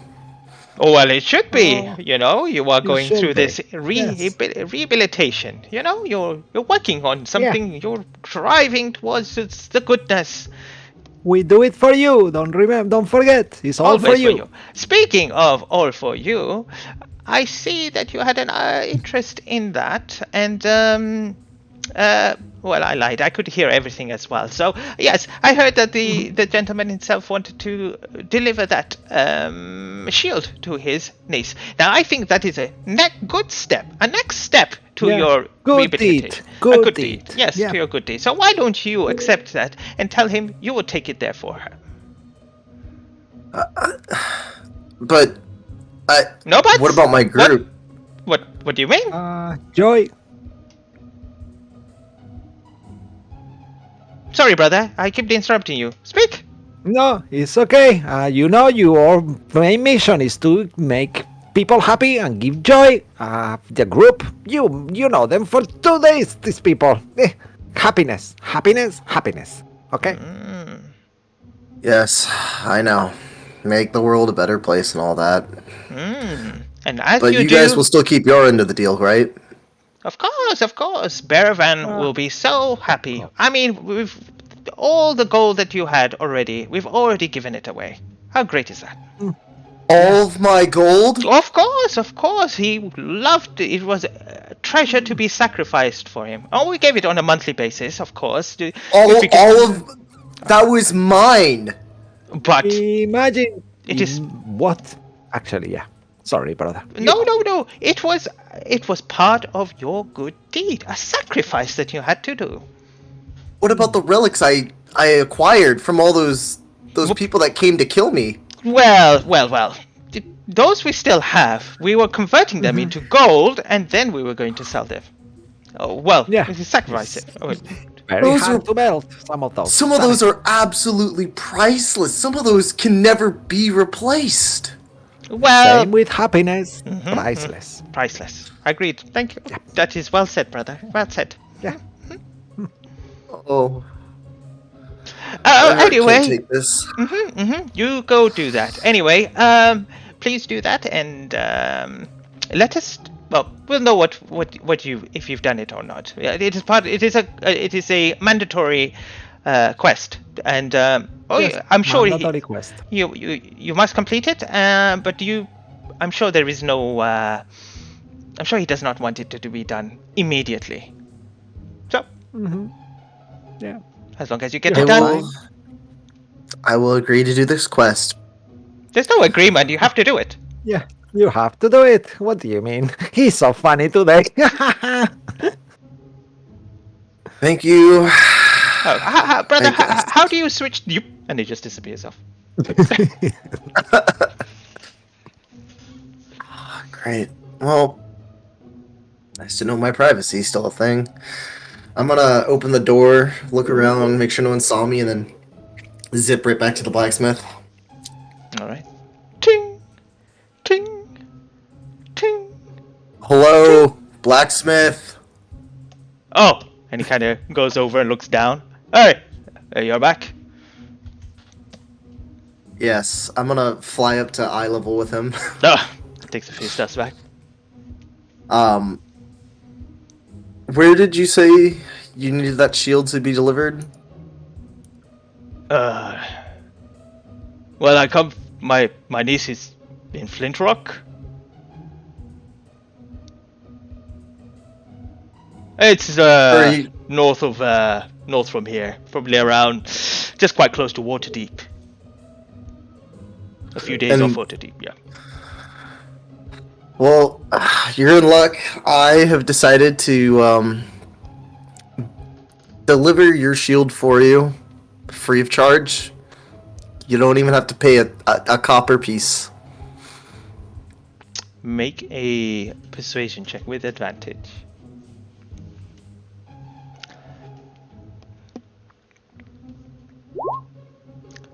Nah, 20. Oh! Not 20. Nice. Ah, Nice. no, no conditions attached. You,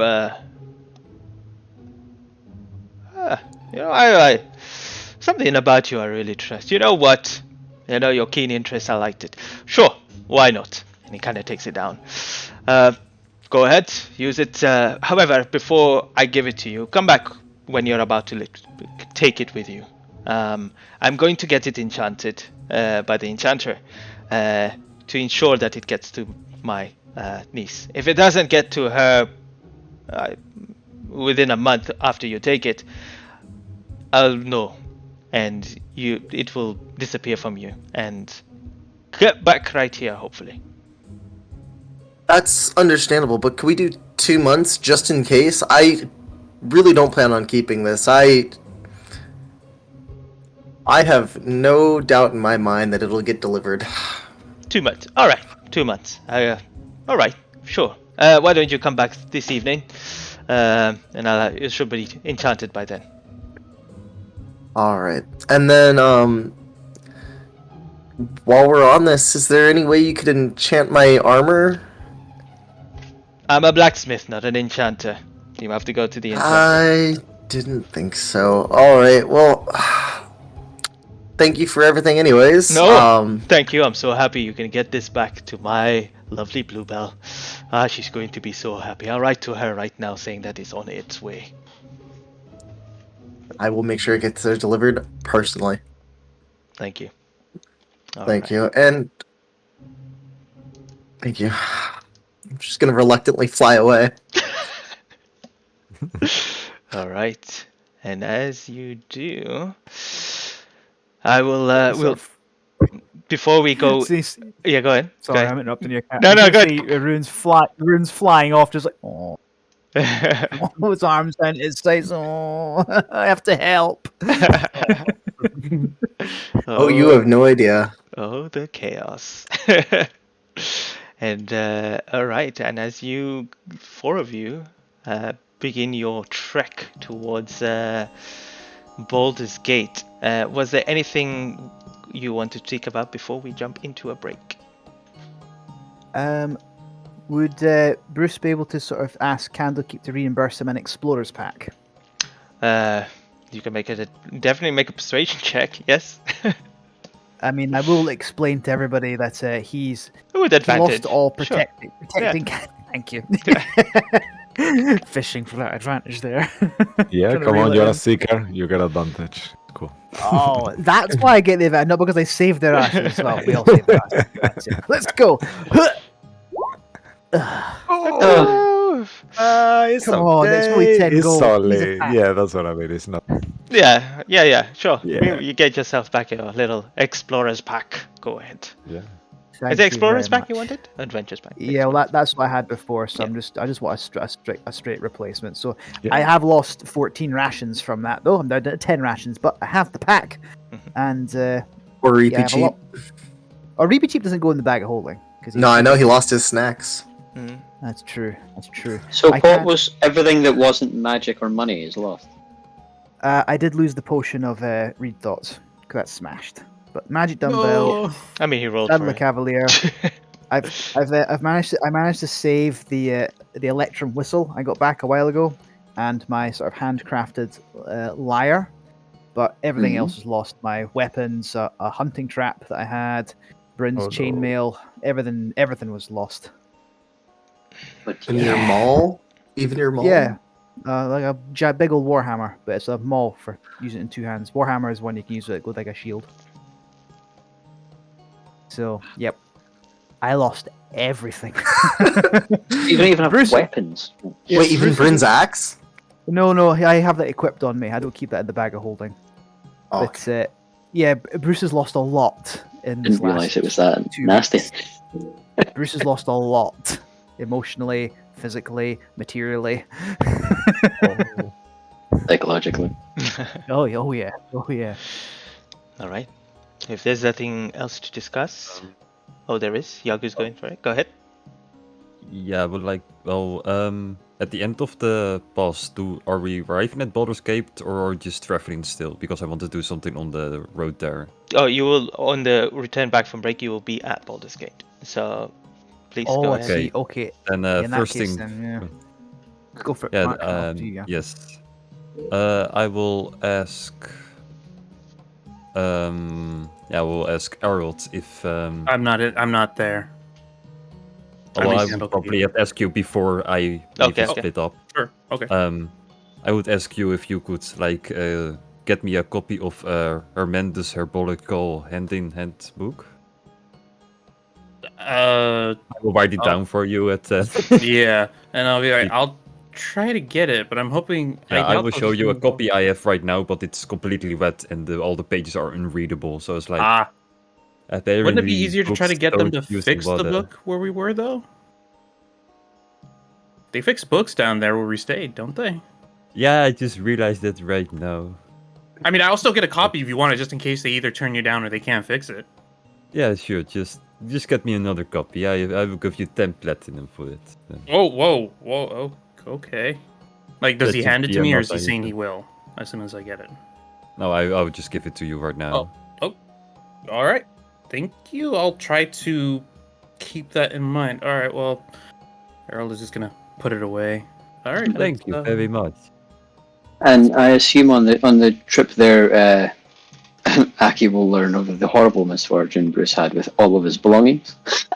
Yeah, Bruce will explain everything, and he's also en route will be telling you about that tier and that kind of thing, and asking Sure. you as well. Do you have any skill with curses and lifting curses? Not a one. I'm afraid. I wouldn't know a curse until it worked. But I do still have these that we grabbed quickly, and he pulls out the 2 yet unidentified potions. Oh, good show. I'm sorry, Mass. Yeah, Mass. You know spells. Yes, I've been here the whole time. I was going to say I can cast curses, but probably more of a clerical thing to remove them. Maybe in the future, though. Sure. Oh, righto. Onwards then. Yeah. Maz, you've had a very rough start with us. And That's just life, isn't it? But no, not really. And I feel very bad that you've been going up and down like a yo-yo so much recently. Would you like one of these? I don't know what either of them do. One of them must help. Sure. I'll grab the one he's got in his left hand and see if I can discern what it is. Is that 1 or 2? Just pick a number so I know which one it is. 2. I'll pick 2. Okay. If you can figure out what it is, yeah, then you can put it in your inventory again. Well,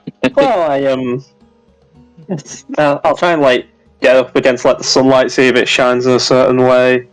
I don't know, see if take the bottle cap off, give it a bit of a whiff, see what I can make of it. Mm-hmm. What check would that be? I say you can make a Arcana check, but you look at it. It is a clear liquid, and as you look at it, it has this kind of almost like a radiant kind of sheen to the liquid itself. There's these kind of sparks of kind of light, kind of freckle through it. Okay. Arcana, did you say? Sorry, I said clear. It's a blue potion. Okay. Arcana, did you say? Mm-hmm. Cool. Let's hope I roll well today. Hey, 14. That's the best roll I've had all night. Okay. Well, without an identifier, you don't exactly know what it is, but you know that it is not a poison, and you definitely do. It is something that a potion that will give you some sort of effect that will last for an hour. I can give you that much with that roll. Hey, I don't think it's poison. I'll tell him that much, and kind of just. But I think it'll do something for an hour. That's. So, Mo, you can let me know which one I'm no longer carrying. It's the potion of. So you could write it to me if you prefer. Okay, I think that might be better. If he's not supposed to know, that's all. Usually, listening to this conversation, it's like, Matt, how do you know it would work for an hour, but you don't know what it would do? Surely one is more obvious. Surely what it would do is more obvious than length of time would work. I mean, have you come across many potions? A lot of them just do shit for an hour. I'm guessing here. Just to give you a little extra, if you spend a short rest focusing on that potion, you will know what it does out of game. Yeah. But you will have to spend a whole short rest doing that. That sounds long. I'll keep it on hand. I'll just put in my inventory blue potion. Yes, the other potion that Aki has in his hand, it seems like it has some sort of kind of smoke that kind of moves around in a kind of gaseous or kind of liquid gaseous kind of state. Well, I think you've taken the least weird looking one. To be fair, I just kind of grabbed the first thing I saw when you said you were giving me something. That one's more up my alley, but I've made my choice now. It's fine. It's fine. All right. And if there's nothing else, as you all continue to make your trek towards Baldur's Gate, we will go ahead and take a little break. For you watching at home or rewatching this, we'll be back shortly. Don't go anywhere. See you in a bit. Bye-bye. Yeah, see you in a bit. Bye. Boy.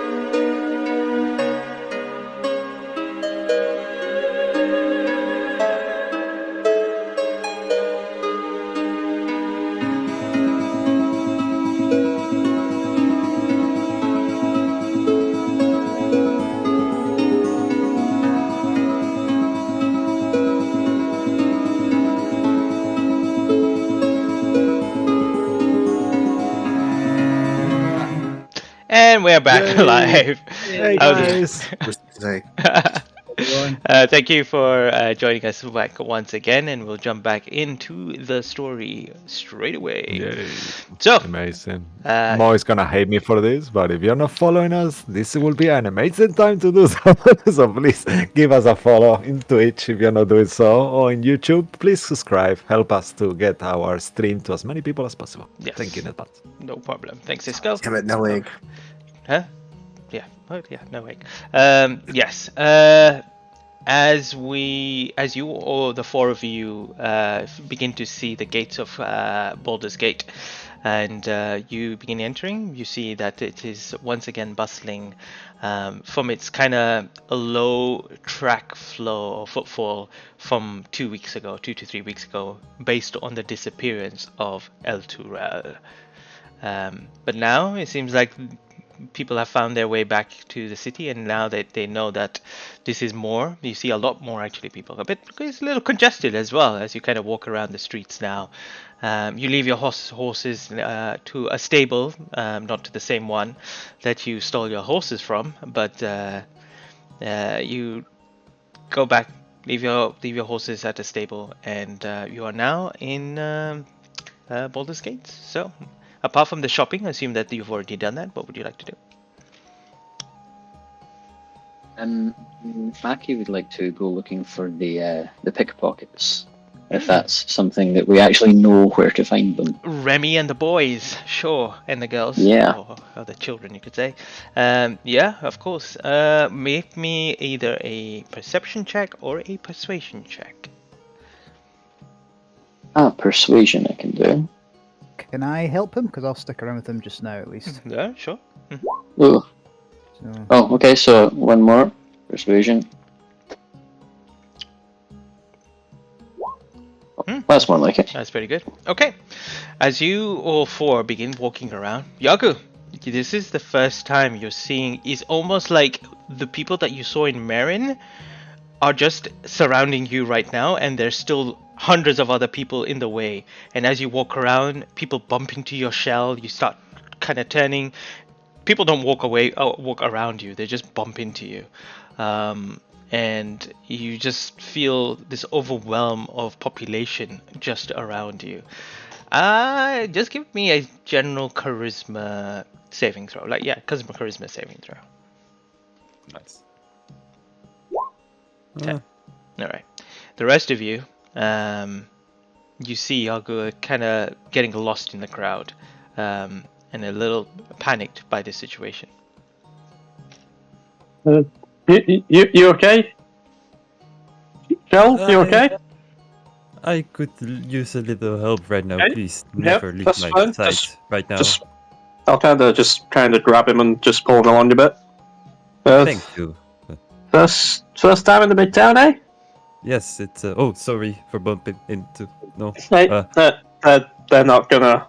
Yes, I know. Yeah. I noticed so far. Yes. Yeah, they're How not is it gonna. possible that so many people live at the same place? How? There's housing crises mainly. There's a lot of people around. They come and go. I've always wondered the same thing, Yogur. Who would want to stay in the same place the whole time? Especially this place. So many people make me anxious. Admittedly, less so after recent events. Akio put his less carried in a bit, but. Akio put one hand on Bruce's shoulder. You might like the next ones we meet. I would watch your stuff though. Oh, very well. I'll let. That goes for you too as well. Anything precious below the kind of below the chest, maybe tuck it inside a coat. Keep in hand on something. Yeah, very well. Now, while we're walking, I'll try and find a nice hidden place and just kind of make my clothes look a bit shittier. Okay. Just seems like I don't have anything on me. The shitty. Maybe just like turn to just like a random passerby, like a random human. All right. The shittier. Just, yeah. They become pretty shitty. You blend in quite well with the kind of surrounding now. The more commoner, less wealthy person walking on the street himself. Yeah, but he's hanging around with the three of us, though, so he's not really blending in, is he? Yeah, well. Do you still look like you? Have you still got your face? No, he looks. I think he's making himself aware it's him. However, he's looking a bit different. Just like a standard run-of-the-mill human that you just kind of probably walked past 1,000 times. And you just don't really remember the face of. Just someone generic. What I'm getting at is, do we recognise you? Do we think we just lost you? I'll just, as I say, well, I'll make it. I'll pull you all to the side as I do that, as I shapeshift and be like, right, this should keep me less conspicuous. What do you guys think? Who are you? Maybe a bit. This was a mistake. That's rather good one, Gaku. Oh, yeah, this was a hey, mistake. us. Of course, I forgot you. Yes. Sorry, I'm a little bit. We need a system for this. If you're going to be changing faces, we need to keep one thing that's always the same, so we know it's you. If we mark you with the red X on your head or something, then Perfect. Wait, no, I have a better idea. He always has that same shit-eating grin on his face. Oh yeah, then he never has The mask grin. That never changes. You know, I could just keep the hat. Just a bit of clothing. No. Change it to Aki, then smile, then change it to me, then smile again, then change it to Yagu and smile, and then the smile will be the same every time. I guarantee. Watch this. Go on, do it. I will do it. However, I'll do it out of order. Just to be that kind of guy. I'll turn into Bruce first, then Yagu, then Aki. Do I grow a shell? Do I grow a tail? Is it a mossy shell? It's natural, so it's not like I got it from somewhere. Yeah, you get a shell. Yeah, you get a shell. Yeah, definitely. Which color would you like your shell, actually? Oh, interesting. It will probably just be the same. It will probably be like. I'll just kind of look around Yaru quickly and just. It'll be the moss. I think the moss will be the first thing I notice, and it'll be that same color. Okay. See, look, the smile is exactly the same. It's like. You're right.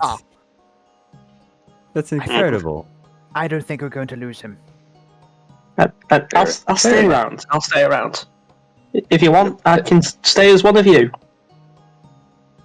We're already one of us. Exactly. Yes. We're gonna look like one guy walking really quickly. This. You know what? I don't think this would work at all. I'll turn back into Maz. Guys. Does somebody know you here? Or are you trying to not be recognized? Are you actually stealthing when you turn back, or do you just turn back? Just the idea of just like make myself look shitty to the point where I won't gonna get pickpocketed, but I don't think it really matters. Yeah. I think we just put a spirit here. Yeah, kind of. This is like the one cool thing I do. You notice like a guard, like the ones you haven't seen them around, but you guys, Bruce and Aki, you will notice that there is a guard there talking to another one, and they kind of not finger pointing as such, but they kind of notice that he changed shape all of a sudden, and they're like talking about it. Maz, this is not a place that either Bruce or I want to attract too much more attention. Well, you should have just picked the first idea then. It's fine. Let's walk. Let's walk. Can I do a perception check for bounty posters? Oh yeah, go ahead. You should have mentioned this sooner. We could have fixed your guys' faces. I have the paints. Soft 20. My face does not require fixing. Okay. What you? Well, that's noticeable then. you look around. I mean, how long has it been? It's been more over 3 months, or maybe more, I mean, just over 3 months since your kind of Yeah, nearly 4. nearly 4 months since your, I say, breakout or escape I mean, from the. me and Ross had said that we'd met in Westgate Mm. about half a year before we joined up with everybody. It came to Candlekeep. Okay, so and even then longer than Okay, that, yeah. so, yeah. Mm. 10 Way months. longer there was a than that. lot of property damage there. Yeah, yeah.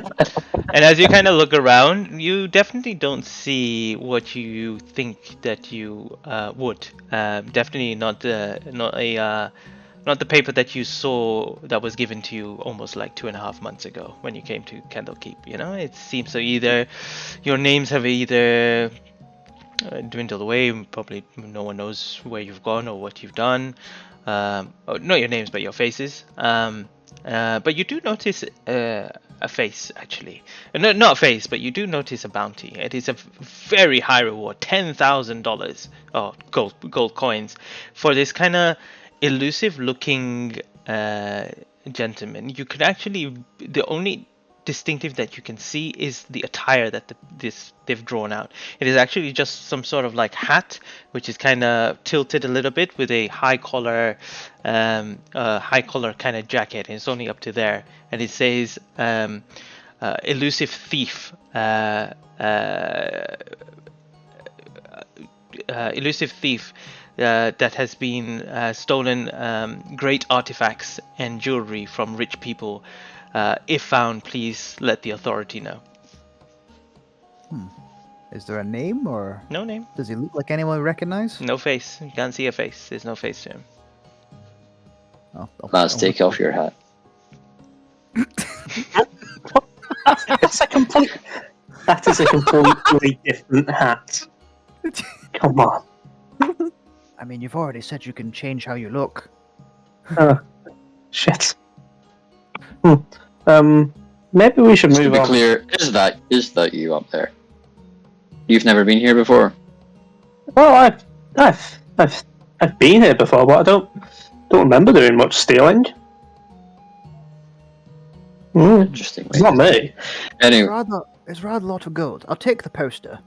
Maybe show it to the crew back at Candlekeep. Say, let's keep an eye out for this sort of thing. All right. As you kind of move along to the streets, Aki, you begin to kind of talk about children running around. Where could they be? People kind of point you one direction, and after like a good an hour and a half, you come down this little alleyway where it opens up into kind of like this a dead end, but it's kind of like back doors to buildings, and multiple different kind of, I guess, gutter holes that are in the back as well. And there you see boxes stacked as well. You see a bunch of children just sitting there, and there's one that you immediately recognize as Remy, who's kind of just currently counting, kind of putting his hand into a bag and just counting gold and platinum in his hand. okay. Everybody got their stuff. That's yeah. Righto. Everybody knows where their stuff is. Okay. It's hidden in my shell, yes. Aki will walk up to them, trying to not look like he's sneaking up, but quite obviously walking up. Hey, Remy. Remy, look, What? it's the dragon guy, but he looks weirder. Hello. What? Well, what do we have here? Hey, you do look a little different. You got a looks minute, weird. Remy? We're doing just fine here. How you doing? You. I'm doing okay, but I need a minute unless you're working. He kind of looks past you, sees the three of you. Oh, you made new friends. Blimey. Yeah, Well. I'm okay at that. Where's Stripe? That's what I wanted to talk to you about. Why do you want to talk to Stripe about Stripe with me? Well, you seem to be pally with Stripe. You seem to take an interest. Is that fair? Nah. I think he took an interest in us. No idea why, though. He wanted something. He always wanted something. You know that, Remy? I mean, he said he would look after us, but we don't really need any look aftering, if you understand what I mean. Oh, of course you don't, Remy. Yeah. The thing is, if he were to come back, it's best to avoid him more than normal, if you think you could. He's made some bad decisions, and the people he's with that are not us, they're no good. You do not want to get mixed up with them and him anymore. Bruce looks at Aki with a look that just says, "Is that the extent of what he's done, really?" Child. So you're telling me that he's... I don't understand what you're trying to tell us. Aki, He's maybe- always been a little sneaky and dangerous, right? He's quick. Catches me from time to time, but sure, yeah. He's now sneaky, dangerous, and bad. Not bad, he will teach you things you should not know, and ugly language bad. He's trade you for gold bad. Trade us for gold. Oh no. Is that because that weird white dwarf with the white eyes? I knew it was trouble as well. Innit? I think so. He has kidnapped a child we know. Done a hell of a lot more than that. Bruce is kind of grinding his teeth at this. And he has made sure he has turned them. I don't want to say evil because it would not be her fault. I'm a little But confused. You're telling me that he's stolen a child. A baby. You just look around. You just look at the other kids. The kids were just all confused. Are you having a laugh? Are you on some sort of medication or some drugs? That would be much more fun than when he turned into a werebear and tried to kill that one. And he's Whoa, a werebear? Make a persuasion check. A werebear?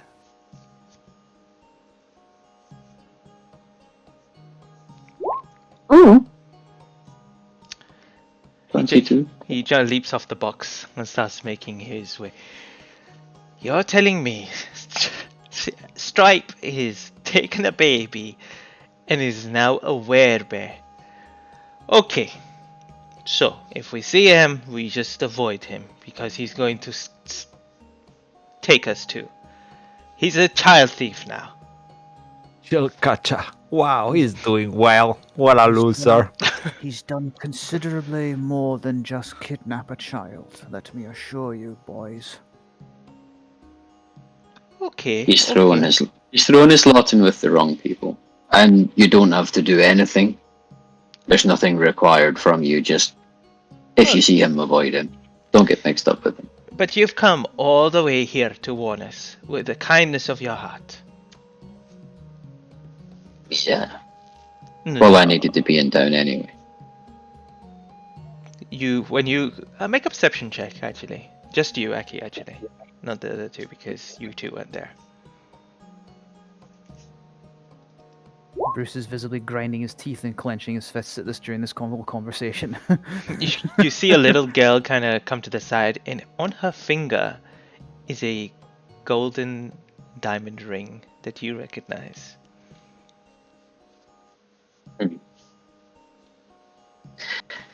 That's very nice.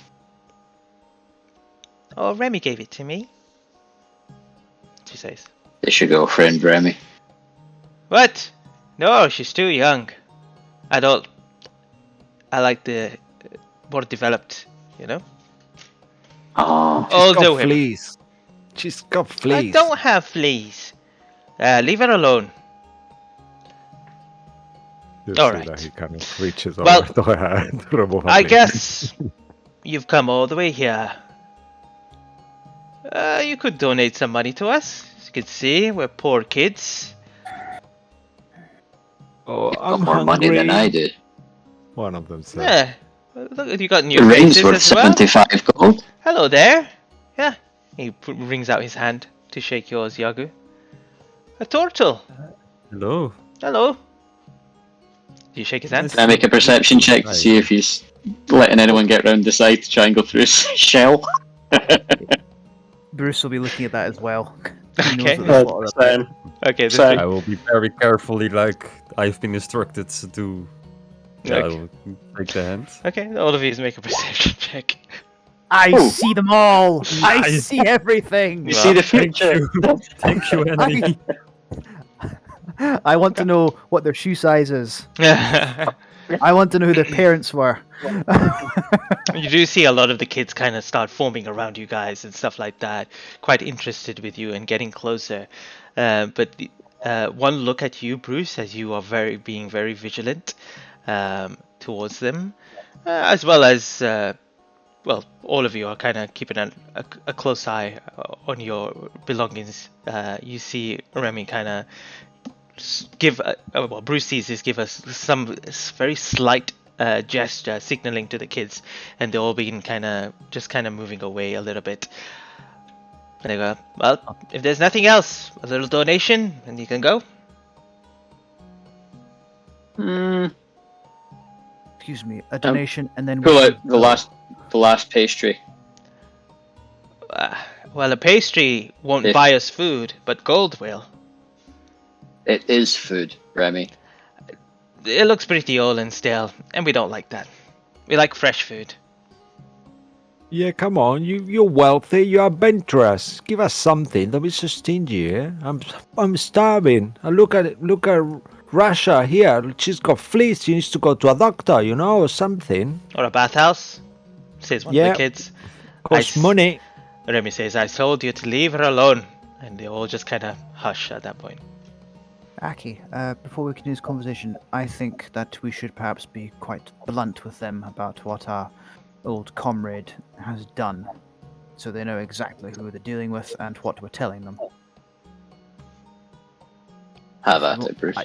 If you want to, I will. Boys, girls, your friend Stripe, not only did he kidnap this infant, he's basically sold her soul off, and he assisted in the murder of over 20 to 30 people. Women, children, men. It was a horror show. That is the person we've come to warn you about. Consider that your donation. He's already proven himself willing to sacrifice the lives of people as young as yourselves. We appreciate the warning, but we know so many people. Stripe was just a person. What he does and doesn't do, what he becomes, that's his own problem. We don't really care. But, like we said, we appreciate the warning. And, like, your kindness of your heart coming all the way here to kind of warn us. Well, I mean, you got two new people. Who says those two won't turn into some evil people as well? He is right. He's got a point. Technically, I mean, what? But Nobody says you that, know what? Remy. For that point, But when I it will give you happens, I this. won't bring them back to your alleyway. Oh, but why? Bring him. Bring as many of your friends as you want. We love it. We love the company. Sorry, you were What going did to you say? give us something. Wait, Yes. the turtle's saying something. What do you say? I will reach out for one gold coin and I will just drop it in his hand. A gold coin? Oh, you could do so much better than that. That's only You going to see, feed us a mouthful. I The can kid definitely next to do him. better than that, but More kids you could start also giving do your hands better, out. can't you? Yagu, they have been given their fair warning about a man who would happily sacrifice every single one of their lives to further his own goals. Consider that your payment, everybody. Good day. Bruce will turn around and leave. I will just follow Bruce immediately. I don't like spinach anyway, but thank you, bruv. One says. Before Use like you have like an insult that a kid will say to someone green. I just got a new ringtone. Go on, Mass. before everyone leaves, I'm just gonna kind of say to the leader. I don't know his name. Namely, just I literally just forgot it. I was gonna say it, but then I forgot it. I'm just gonna say to him, Remy. Okay, Remy. Good little trick there. However, I will say maybe you need to build a better monologue. Make the people you're trying to nick from focus on the mouse, so the hands can work. I'll just leave it that tidbit and just walk off. Okay. It is as you kind of walk off, you see all the kids kind of crowd towards this kind of alleyway, watching you kind of go, and he kind of you see him kind of whisper to some of the kids as they begin kind of dispersing back towards into the little alleyway that you all are now coming out of and back onto the main street. Sorry that took so long, guys. They're good at hiding. It's kind of their profession. Yes, fine. What was everybody else after doing now that the shopping is complete? I literally just came here to sightsee, really. It's been a while since I've been in Baldur's Gate. Well, I was curious if I could find the Temple of Eldad, if there's even one. Temple of Elder. Cisco, would you know? Yeah, make okay, there is different things you could do. You could try to find it yourself. That will require probably survival. Or you could ask around. Maybe you could do a persuasion check or straight charisma, maybe. Or you could do investigation and try to also look for it. Up to you. Which one of those will you be thinking of? Well, the first one I was thinking about was to... I'm not sure if that's how the spell works. This is the first character I used it, locate object spell. Mm-hmm. Do I need to know what object it is, or can I just estimate it and will it find it for me? You could look for a holy symbol of Eldath as an object. That's what I if you wanted want to do, yes. That's my point, yes. Bear in mind, you already have a holy symbol of Eldath on you, so it will locate the closest. It will closest one would be yours one. That's my problem right here. So I don't know if I can like the emblem of Eldad. I don't know if that's an object to find. I assume not, but no, unless you've been to the place and you know of a certain object itself, then you would be able to. So, but for now, I guess that won't work. But maybe if you do find something, then it will probably work to your favor. Then I will do a survival check since I'm not going to use charisma right now. All right. 13. All right. With a 13, as you start kind of searching around, you start to... It gets to a point that all the streets around you seem to look the same, and you are in one of those modes that you're just looking up and all these buildings, and it's a lot, to take in. And you notice that, that things are getting not going to find ready. And you find your Easter egg. Turn to Well one done. side to Thank pull you for that. a nip. And as you found the Easter egg, let's do it. You actually takes you a while, like a few hours, but eventually you notice that there is a woman dressed up in some kind of robes. And as you're nearly giving up on your effort, you realize that she's wearing a symbol of Eldath as well on her neck. Oh. And she's passing by. Oh, guys, that woman that just passed by, she had the symbol of Eldad. Do you mind if we go after her real quick? Yeah, sure. Well, thank you. And Certainly. I will start Imagine- moving towards her, and I will tap her on the shoulder. Excuse me. Oh, hello. Yes, excuse me. Hi. Are you alright? Hi. Yes. Sorry. I'm this time I'm here. I'm a bit anxious. I see you wearing the symbol of Eldad. Oh yes. Yes, Eldad. I'm a believer. Of course. Oh, you have one too. How Yes, I will. uncanny. Yes. Oh, nice to meet you. I am. Yes, nice to meet you too. I'm Oratan. Oratan. Overton? Yes, Oratan. lovely name. Pleasure. Oh, my name is Joe Gu. I am a servant of her as well. Actually, I'm guarding one of her lakes well, not at the moment, but that's kind of fine. Yes. I'm getting a bit distracted. I was curious. Do you know if there's maybe a temple around here from Eldad, or is there like more of you, like that you know about, or? I mean, make a persuasion check at advantage. You will be using your faith background. Sorry, I forgot the name. Acolyte, right? That's your background. Oh, hermit. It was hermit. Yes, it was Okay, original so- hermit, but when I created my character, I didn't have that background, so Yeah. I just used that one. It was the one Yeah, that that's I'm good. perfect. Just do it with advantage anyway, as you got the symbol and stuff. Persuasion, you said, right? Yes. Yeah. I'm rolling Okay. so good tonight. She kind of looks at you, kind of looks up and down, look at the rest of you as well that are there in the back, and she smiles and says, there is no temple as such, but there is a shrine for Eldath.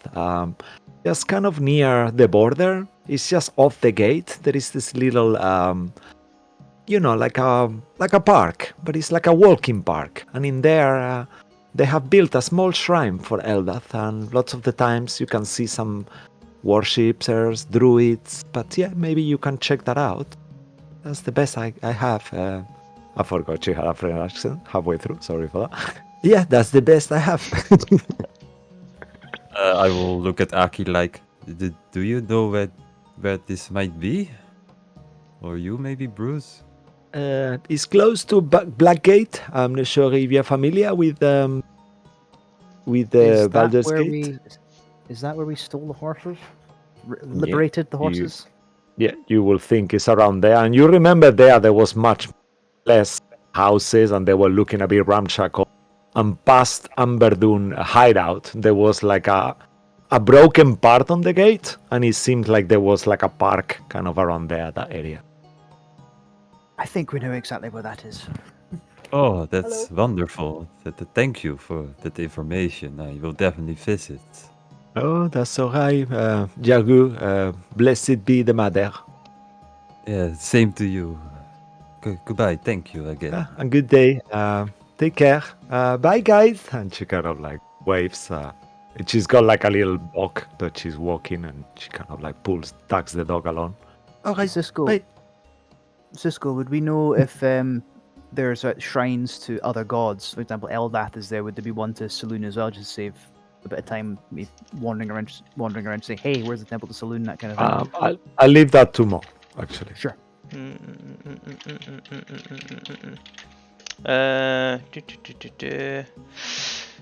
Just trying to see if there was a Saloon temple in Baldur's Gate. Just trying to stick to. Specifically, he wants to try and find a cleric to Saloon, or a priest or a priestess. You could start do like Yago if you want. You like survival, persuasion, just to see based on that as well. Yeah. That's okay with yeah, do that, and give me 1 second. Let me just quickly check. I'll wait till you're done checking, and then I'll roll. In the meantime, just so you guys like, we carry back and forwards in time. So Yagu, in the meantime, do you want to go to this shrine now? Or Not will you yet. guys be... Not yet, okay. So Mas, maybe? Is there anything you want to look for around or anything interesting? Maybe I'll look into getting these potions checked out, just so I don't have to spend the hours on it. Really, that's it. Okay. Just Maybe yeah. if you want to ask, you will know that Aki and Bruce have been here before, so maybe you could start with that if you wanted. Do you know where we could get these? And I kind of like mess with the potions a bit. Do you know where we could get that? Maybe there's a magic shop around that can help us. You know anywhere? You were looking for one of those, Bruce. Well, yes, actually, I do require some. Found in the potions. square again. Are we You going know back you to are that place with the musical you know you are man? not far from the white at the moment. You are actually very close, and you know there is a shop there, Bersham's shop. Yes, I think we know a place. He's rather loud. You don't sound like you want to go back there. Is there any reason? I found him a bit much, personally. Fair enough. Fair enough. We should get on like a house on fire. Yes, I imagine you would. Let's just hope it's not a house of people burning to death. Otherwise, if you wanna find a different one, you could do a persuasion check or investigation or charisma around Mas to ask around as well. Do you guys? Are you bothered? Because No. well, okay. I'm- Let's go to that first place then. Call some havoc for the other players. Why not?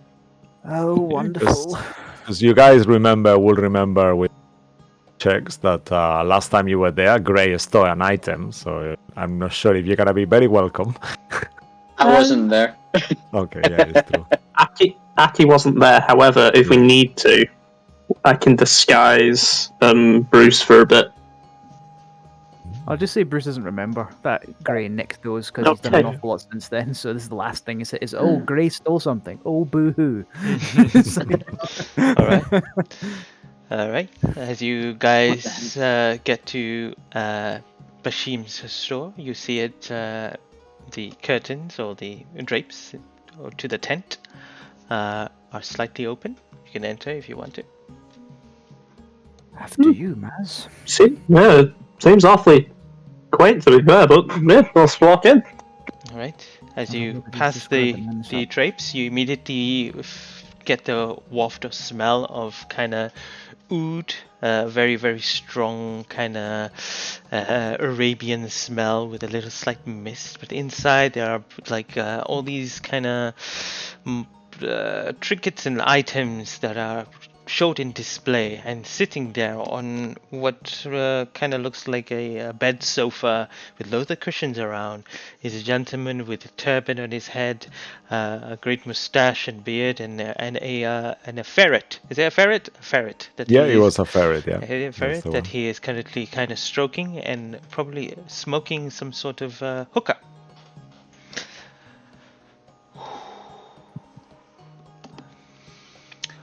Ah, my friends! Welcome to Bashim's store. I am Bashim, of course. How can I help? I have some potions in need of identifying. Well, me and my friend here, and I point to Aki, and also we need some potions. Do you have any? Potions. Of course. Let me go check for you. And he kind of rummages at the back. What type of potions do you need? Healing potions, please. Healing potions. Ah, okay. Alright. He brings out this crate, and there are on there 4 regular potions, 3 greater potions, and 1 superior potion.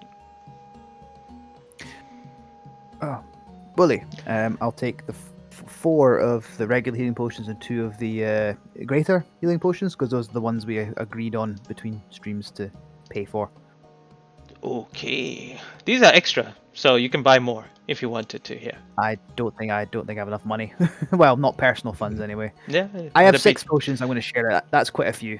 Yeah, so you already have those possessions. So if anyone else wants to actually buy more, then please do. I'll buy a grater. How much are those? A greater?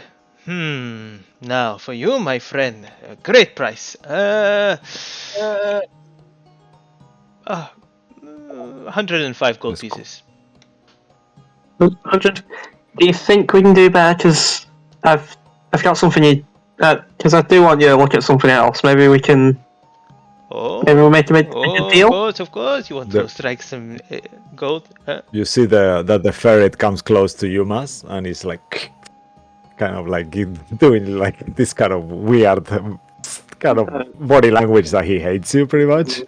Get away! Get that! And he tries to like shoot the ferret away. I apologize. He's very, very needy. It's fine. It's fine. Okay. What is it? First, tell me what is it that you want to show me, and then we can maybe come to an accordance and an agreement. I'll show him the potion that I have and the one Aki has. I assume he's also. Oh, I am very familiar with this potion. This is a potion of heroism. Okay. Oh, that one? Curious. Oh yes, let me just double check. He goes to the back, flicks a book. Yes, this one looks very pretty same. This one is actually a potion of, what did I say it was? Greater, you said? No.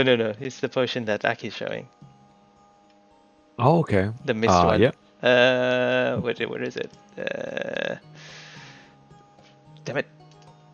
I have it written, sorry, just one second. I'm checking in my notes as well. Got it open right here. Potion of gaseous form. Yes, that's what is that that's one. it. That is that. Gaseous form. Yes. You will turn into a gas. Not like a smelly gas that comes out of your bum, but one of those kind of misty gases, you know? I mean, you could make it smell bad if you wanted to. What good is... Interesting. Good for an escape. Oh, maybe. Well, there is that. Thank you. Aki will hand over a gold coin for that. So, you sir, the green. I've seen you somewhere before. Yes, you've been to my store before. Yes. Yes, I purchased this bag of holding. Oh, I remember you. Yes. You. Wait. You came in with that guy.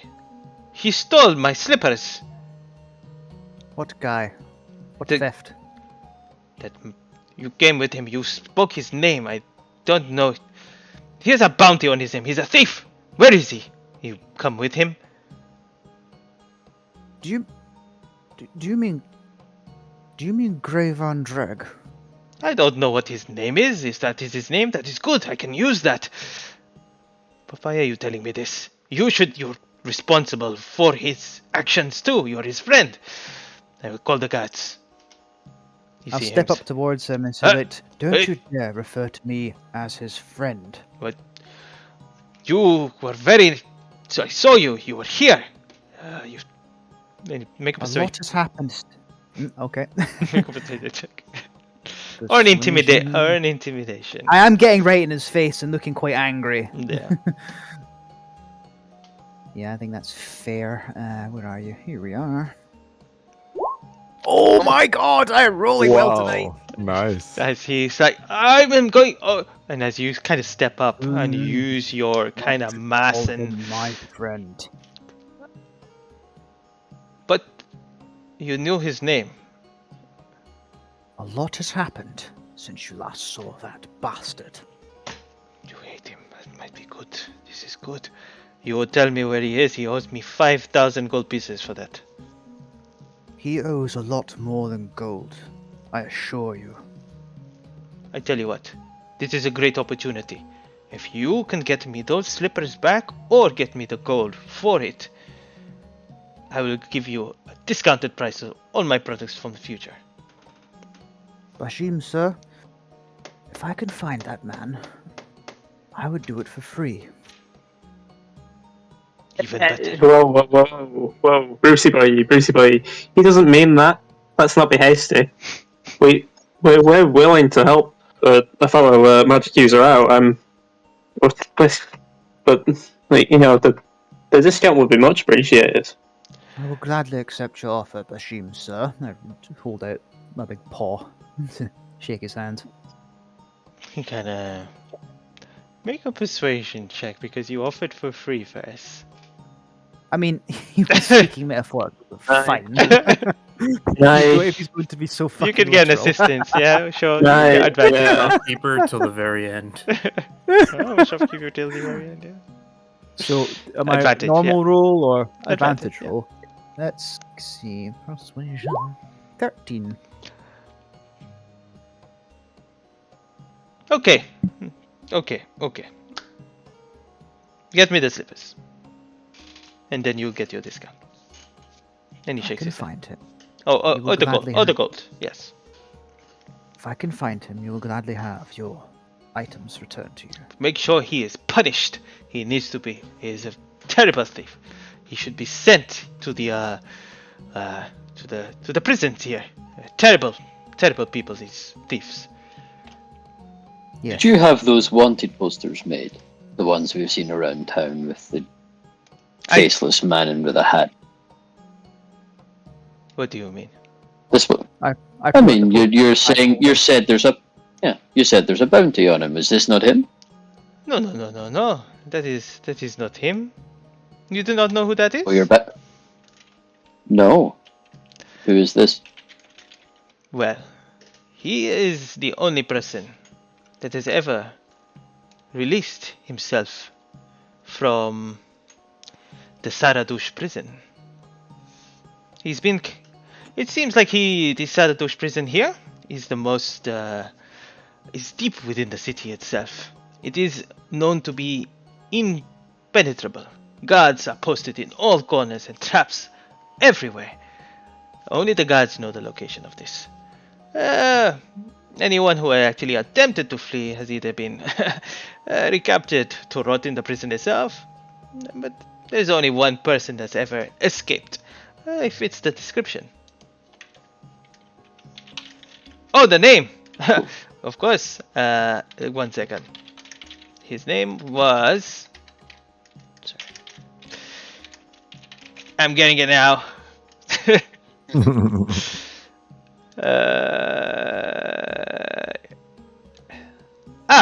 Yes, they called him Zero. Zero.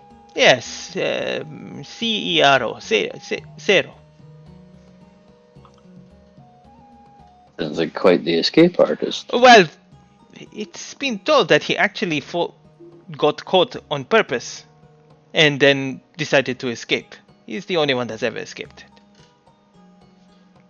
I don't Get put know. in prison on purpose. Can't imagine that. I believe that no one will ever be able to claim that reward for him. But I did put one for your friend, which I will now update and let the authorities know. Would you like some more details, sir? Of course, as much details that you can. Yes, no problem. And you know what? For doing this, I will offer you better discount for the potions. I'd say 90 gold pieces for each of the greater healing. All right. Best deal that you will ever get. That's brilliant, thank you. And I hand him the gold. How many are you buying? Just the one. Okay. Mark the gold. You hear in your mind, sorry, just a quick sec more. You hear in your mind, Mas. Hey, Siggy. Look at that mirror. You know, I don't want to. I'm saying this in my head. I don't want to. But we should buy it. Father really says we should get the mirror. It's cool. How much for that mirror over there? And he's kind of just pointing your way to it. Sorry to get off topic. That mirror, of course. That was actually, I actually found it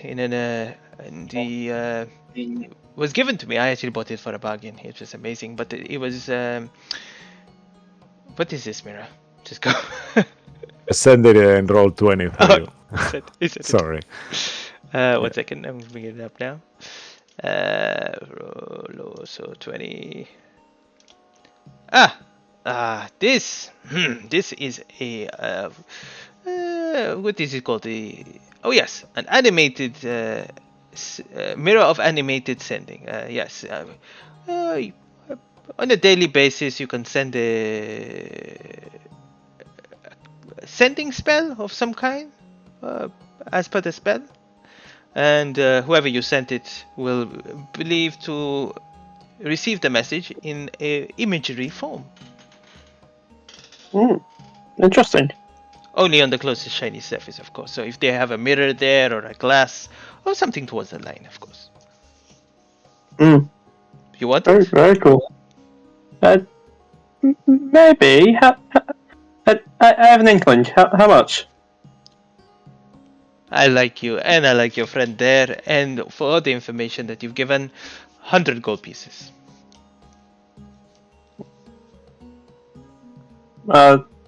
Give me one moment, and I just kind of think back. Do you really want this? This is all still a lot of gold. Yeah, but the father says is from the Darklands, you know? Look at it. And if you do, you will see that the mirror itself is like a small mirror and it's got all the mist on it. So you see like only mist on the mirror itself. You don't see yourself. Well, the one mirror I'm not reminded of something awful. Sure, I'll take it. Why not? Beautiful. I will wrap it up for you.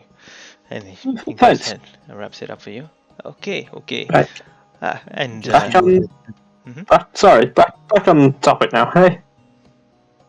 Just so you know, Mo and Cisco, the details that Bruce is passing on are Gray's his name, his pseudonym Stripe, as well as that he's a werebear now. Whether Bashim believes all this or not, he basically Bruce is telling him everything. He's writing it all down. Yeah. He's a werebear. He's thrown in with the cult of Tiamat, assisted in the murder of scores of people, kidnapped an infant and sold her soul to hell. That kind of thing. Yeah. He's again, whether Bashim believes a lot the more outlandish the more you say it, the more his face kind of goes like in a shock of all the information that you're giving about Gray, and as I can't believe it.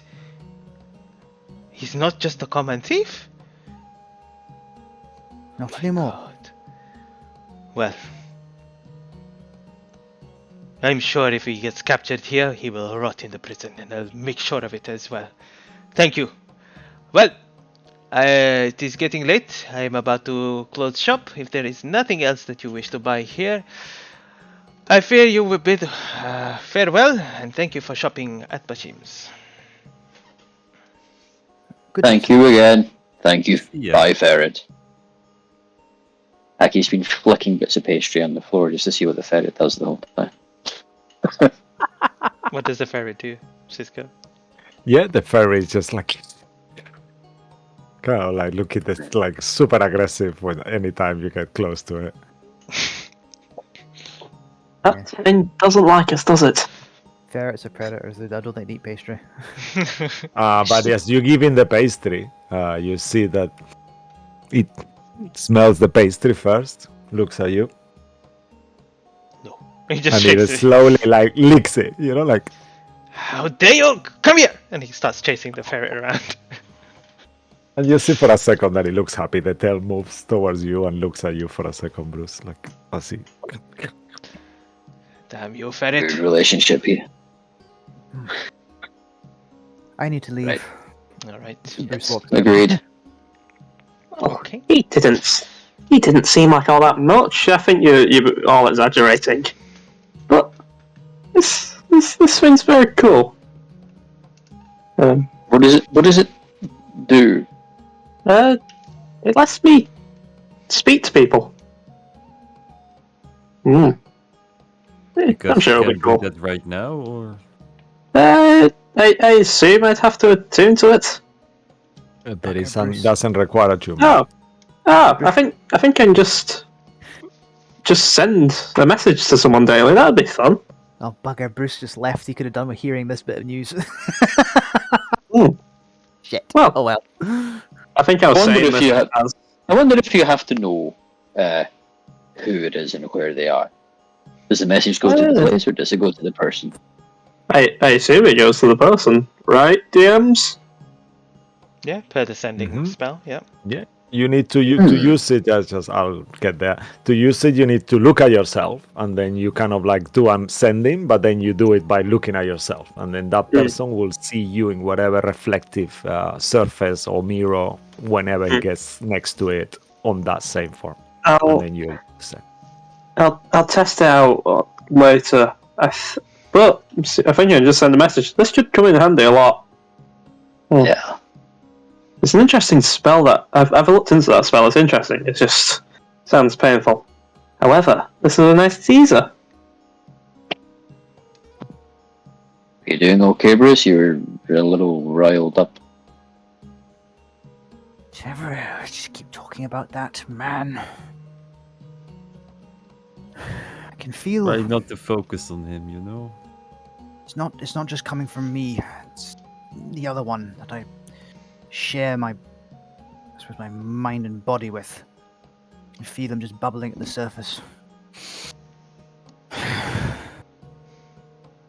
Right. Should we find a cup of tea before we think about leaving? Yes, if there's time, I'd like to find a cleric saloon as well, but I know the time is short. All right. It's not a essential at this point, but As you do actually walk around, you do actually get a hint that there is a small, very tiny temple of saloon. It's not as grand as what you, like a little chapel. Yeah, there are hundreds of chapels for different gods within Baldur's Gate itself. would there be a cleric there? That's the main thing. There is a, I guess, a priest. We don't know if they're had. Yeah, priest is fine. Yeah.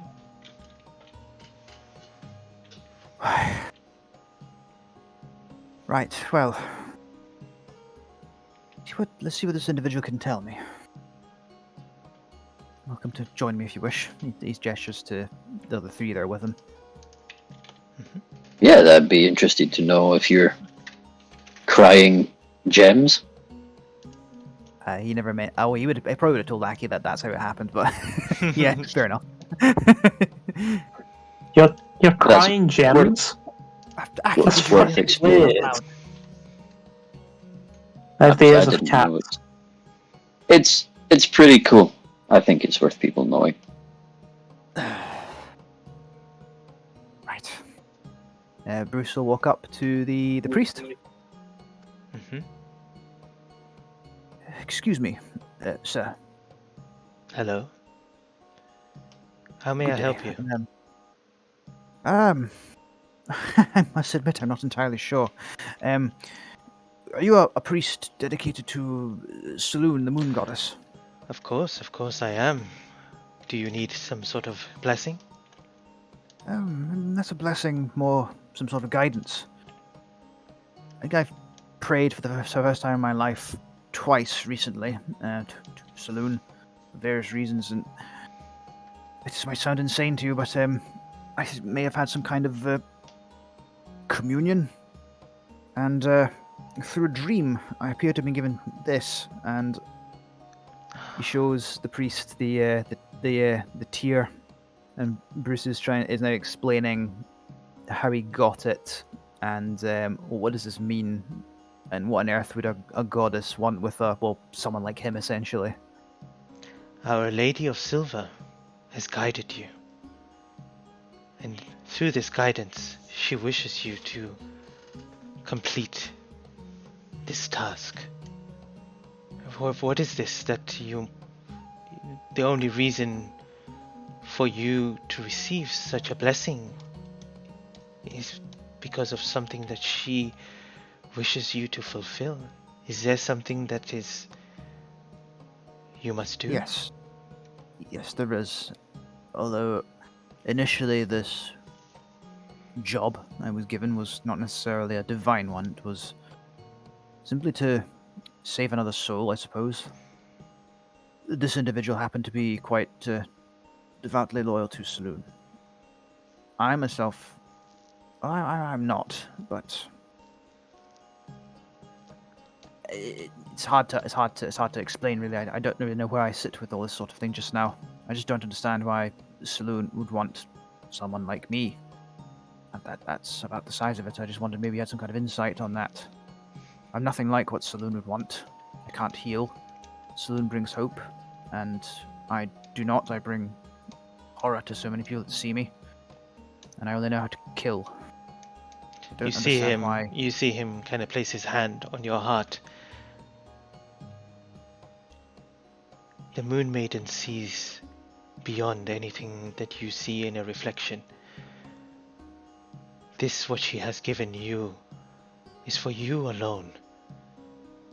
You must have faith in her. She has had faith in you.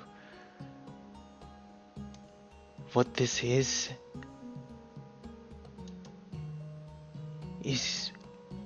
something that you are bonded to, and is something that she has chosen you to fulfill. My goodness, faith in me. I can count on my hand a number of people have faith in me. Well, and now a goddess. By Jove. There must be something about you that no other living person can see, but only she sees. You know, priest, I think you might be wrong. There may be a few other people who could see worth in me. Not many. But I feel Saloon has joined exalted company in that case. She nods. He nods. For what this is, without more information, without the knowledge of why this has happened, I cannot tell you what it will use for. Well, I don't know myself, so I can't tell you. Thank you very much for your insights, sir. No worries. Let the Night White Lady be your guidance. I suppose I could always pray again at some point. Please do. So, adjust his monocle. Right. Thank you. Have a good day, sir. And you, let the moon guide you wherever you go.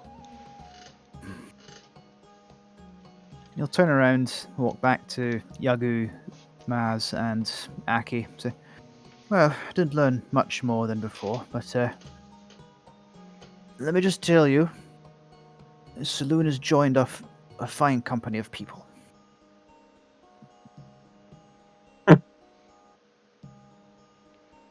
Right. This is another bunch every day. And then we have deities with us. Well, more than usual. No offense, Yagu. None taken. I suppose right now, though, I know how I feel about this type of thing, but I still don't know what Bruce is thinking. I'm still getting that same feeling of him whenever I try to make some kind of connection. Just waves of shame.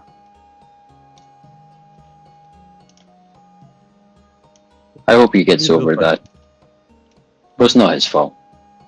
He's not really had the chance to deal with it, really, and he's not really... I just realized, Yagu, Maz, you're probably not too aware of what's going on when I was talking about Bruce. I have experienced some things, but I'm not sure what you're talking about, no. I think I've gathered. You've got someone else in there, right? Yes, not in the same manner that you appear to have. Bruce has always been there in some shape or form. Yagu, the best I can describe it is that he sort of manifested at one point during my childhood and has always been there. But it's only been recently that we've actually started talking. A lot has happened recently, as you can imagine, but ever since that business in Marin, retreated, almost. I can still feel what's going on with him if I focus, but there's no real communication as such. I can still see what he sees when he's out, as against that bloody spirit in the basement at Candlekeep. No, I don't really know what's going on with him right now, other than a great deal of shame. Wait, down there, that wasn't you? Or, well, it was you? Or... Both. The magics going on in that area were really screwing with my mind. Well, is there any way we can help you with that? Yes, please notice. If you could all talk to him. I don't know what to do, really. In Merrin, during all that terrible business, Bruce was the one who was out the whole time. The whole time that went on. The beating he took, the decisions that were made. When he made that decision to give up Natalia, he was forced to do that. I was too weak to have any say in that. It was all on him, and that's who you were dealing with then.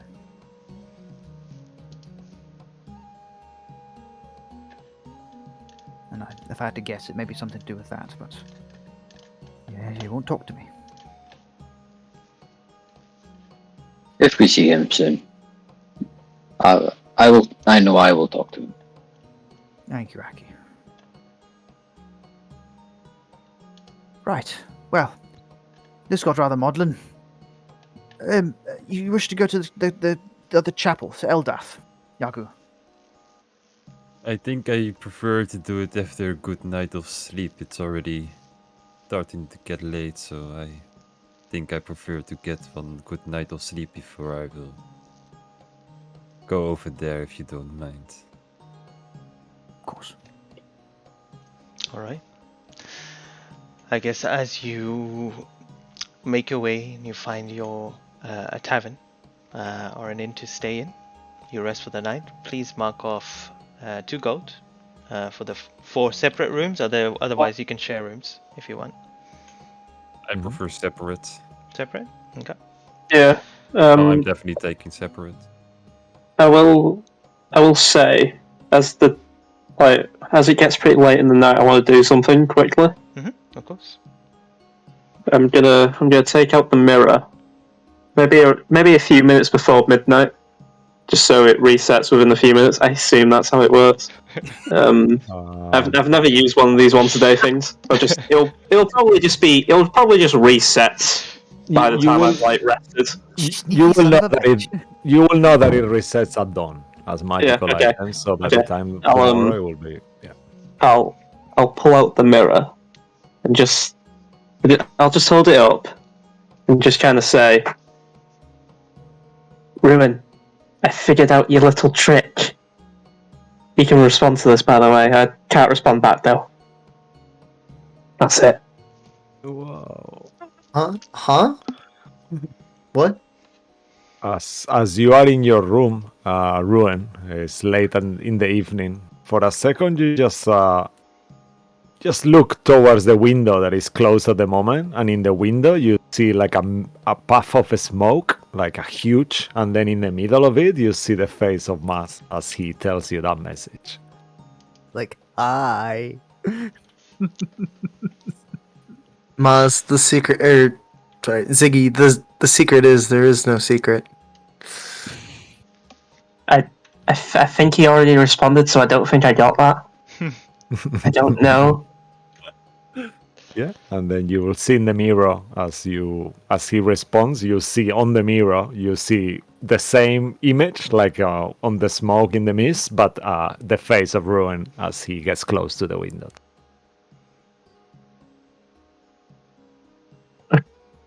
Okay, I've used this again. I don't think he's gonna hear this. Okay. I'm never gonna mention this to him. That's my plan. I'm just never gonna mention this to him. I'm just gonna send him a random message. Never mention it. Freak him the hell out. And I'm saying this in game because I know he's not going to metagame this. It just really like I'm not trying to metagame, but in my years, would I know that like it's some sort of magic that he's using? Not necessarily an item, but like would I know at least? I'll leave it But to it- Mo, actually. Yeah, make an What do you Arcana think, check. Mo? Yeah, no, make him Yeah? an Arcana check. This will determine if you do or not. Oh, I was so close to being a nat 20. Oh, yeah. Well, I mean, with the hate when that 15, you happens. know that this is some sort of messagery system that he sent to you. It's just like someone just like, sneaking up behind your ear and going and disappearing. Disappearing. I was kind of hoping to just wake him up, but no, this will do. This will do. Oh, fair enough. And that's it. All right. And as you all begin to rest for the night.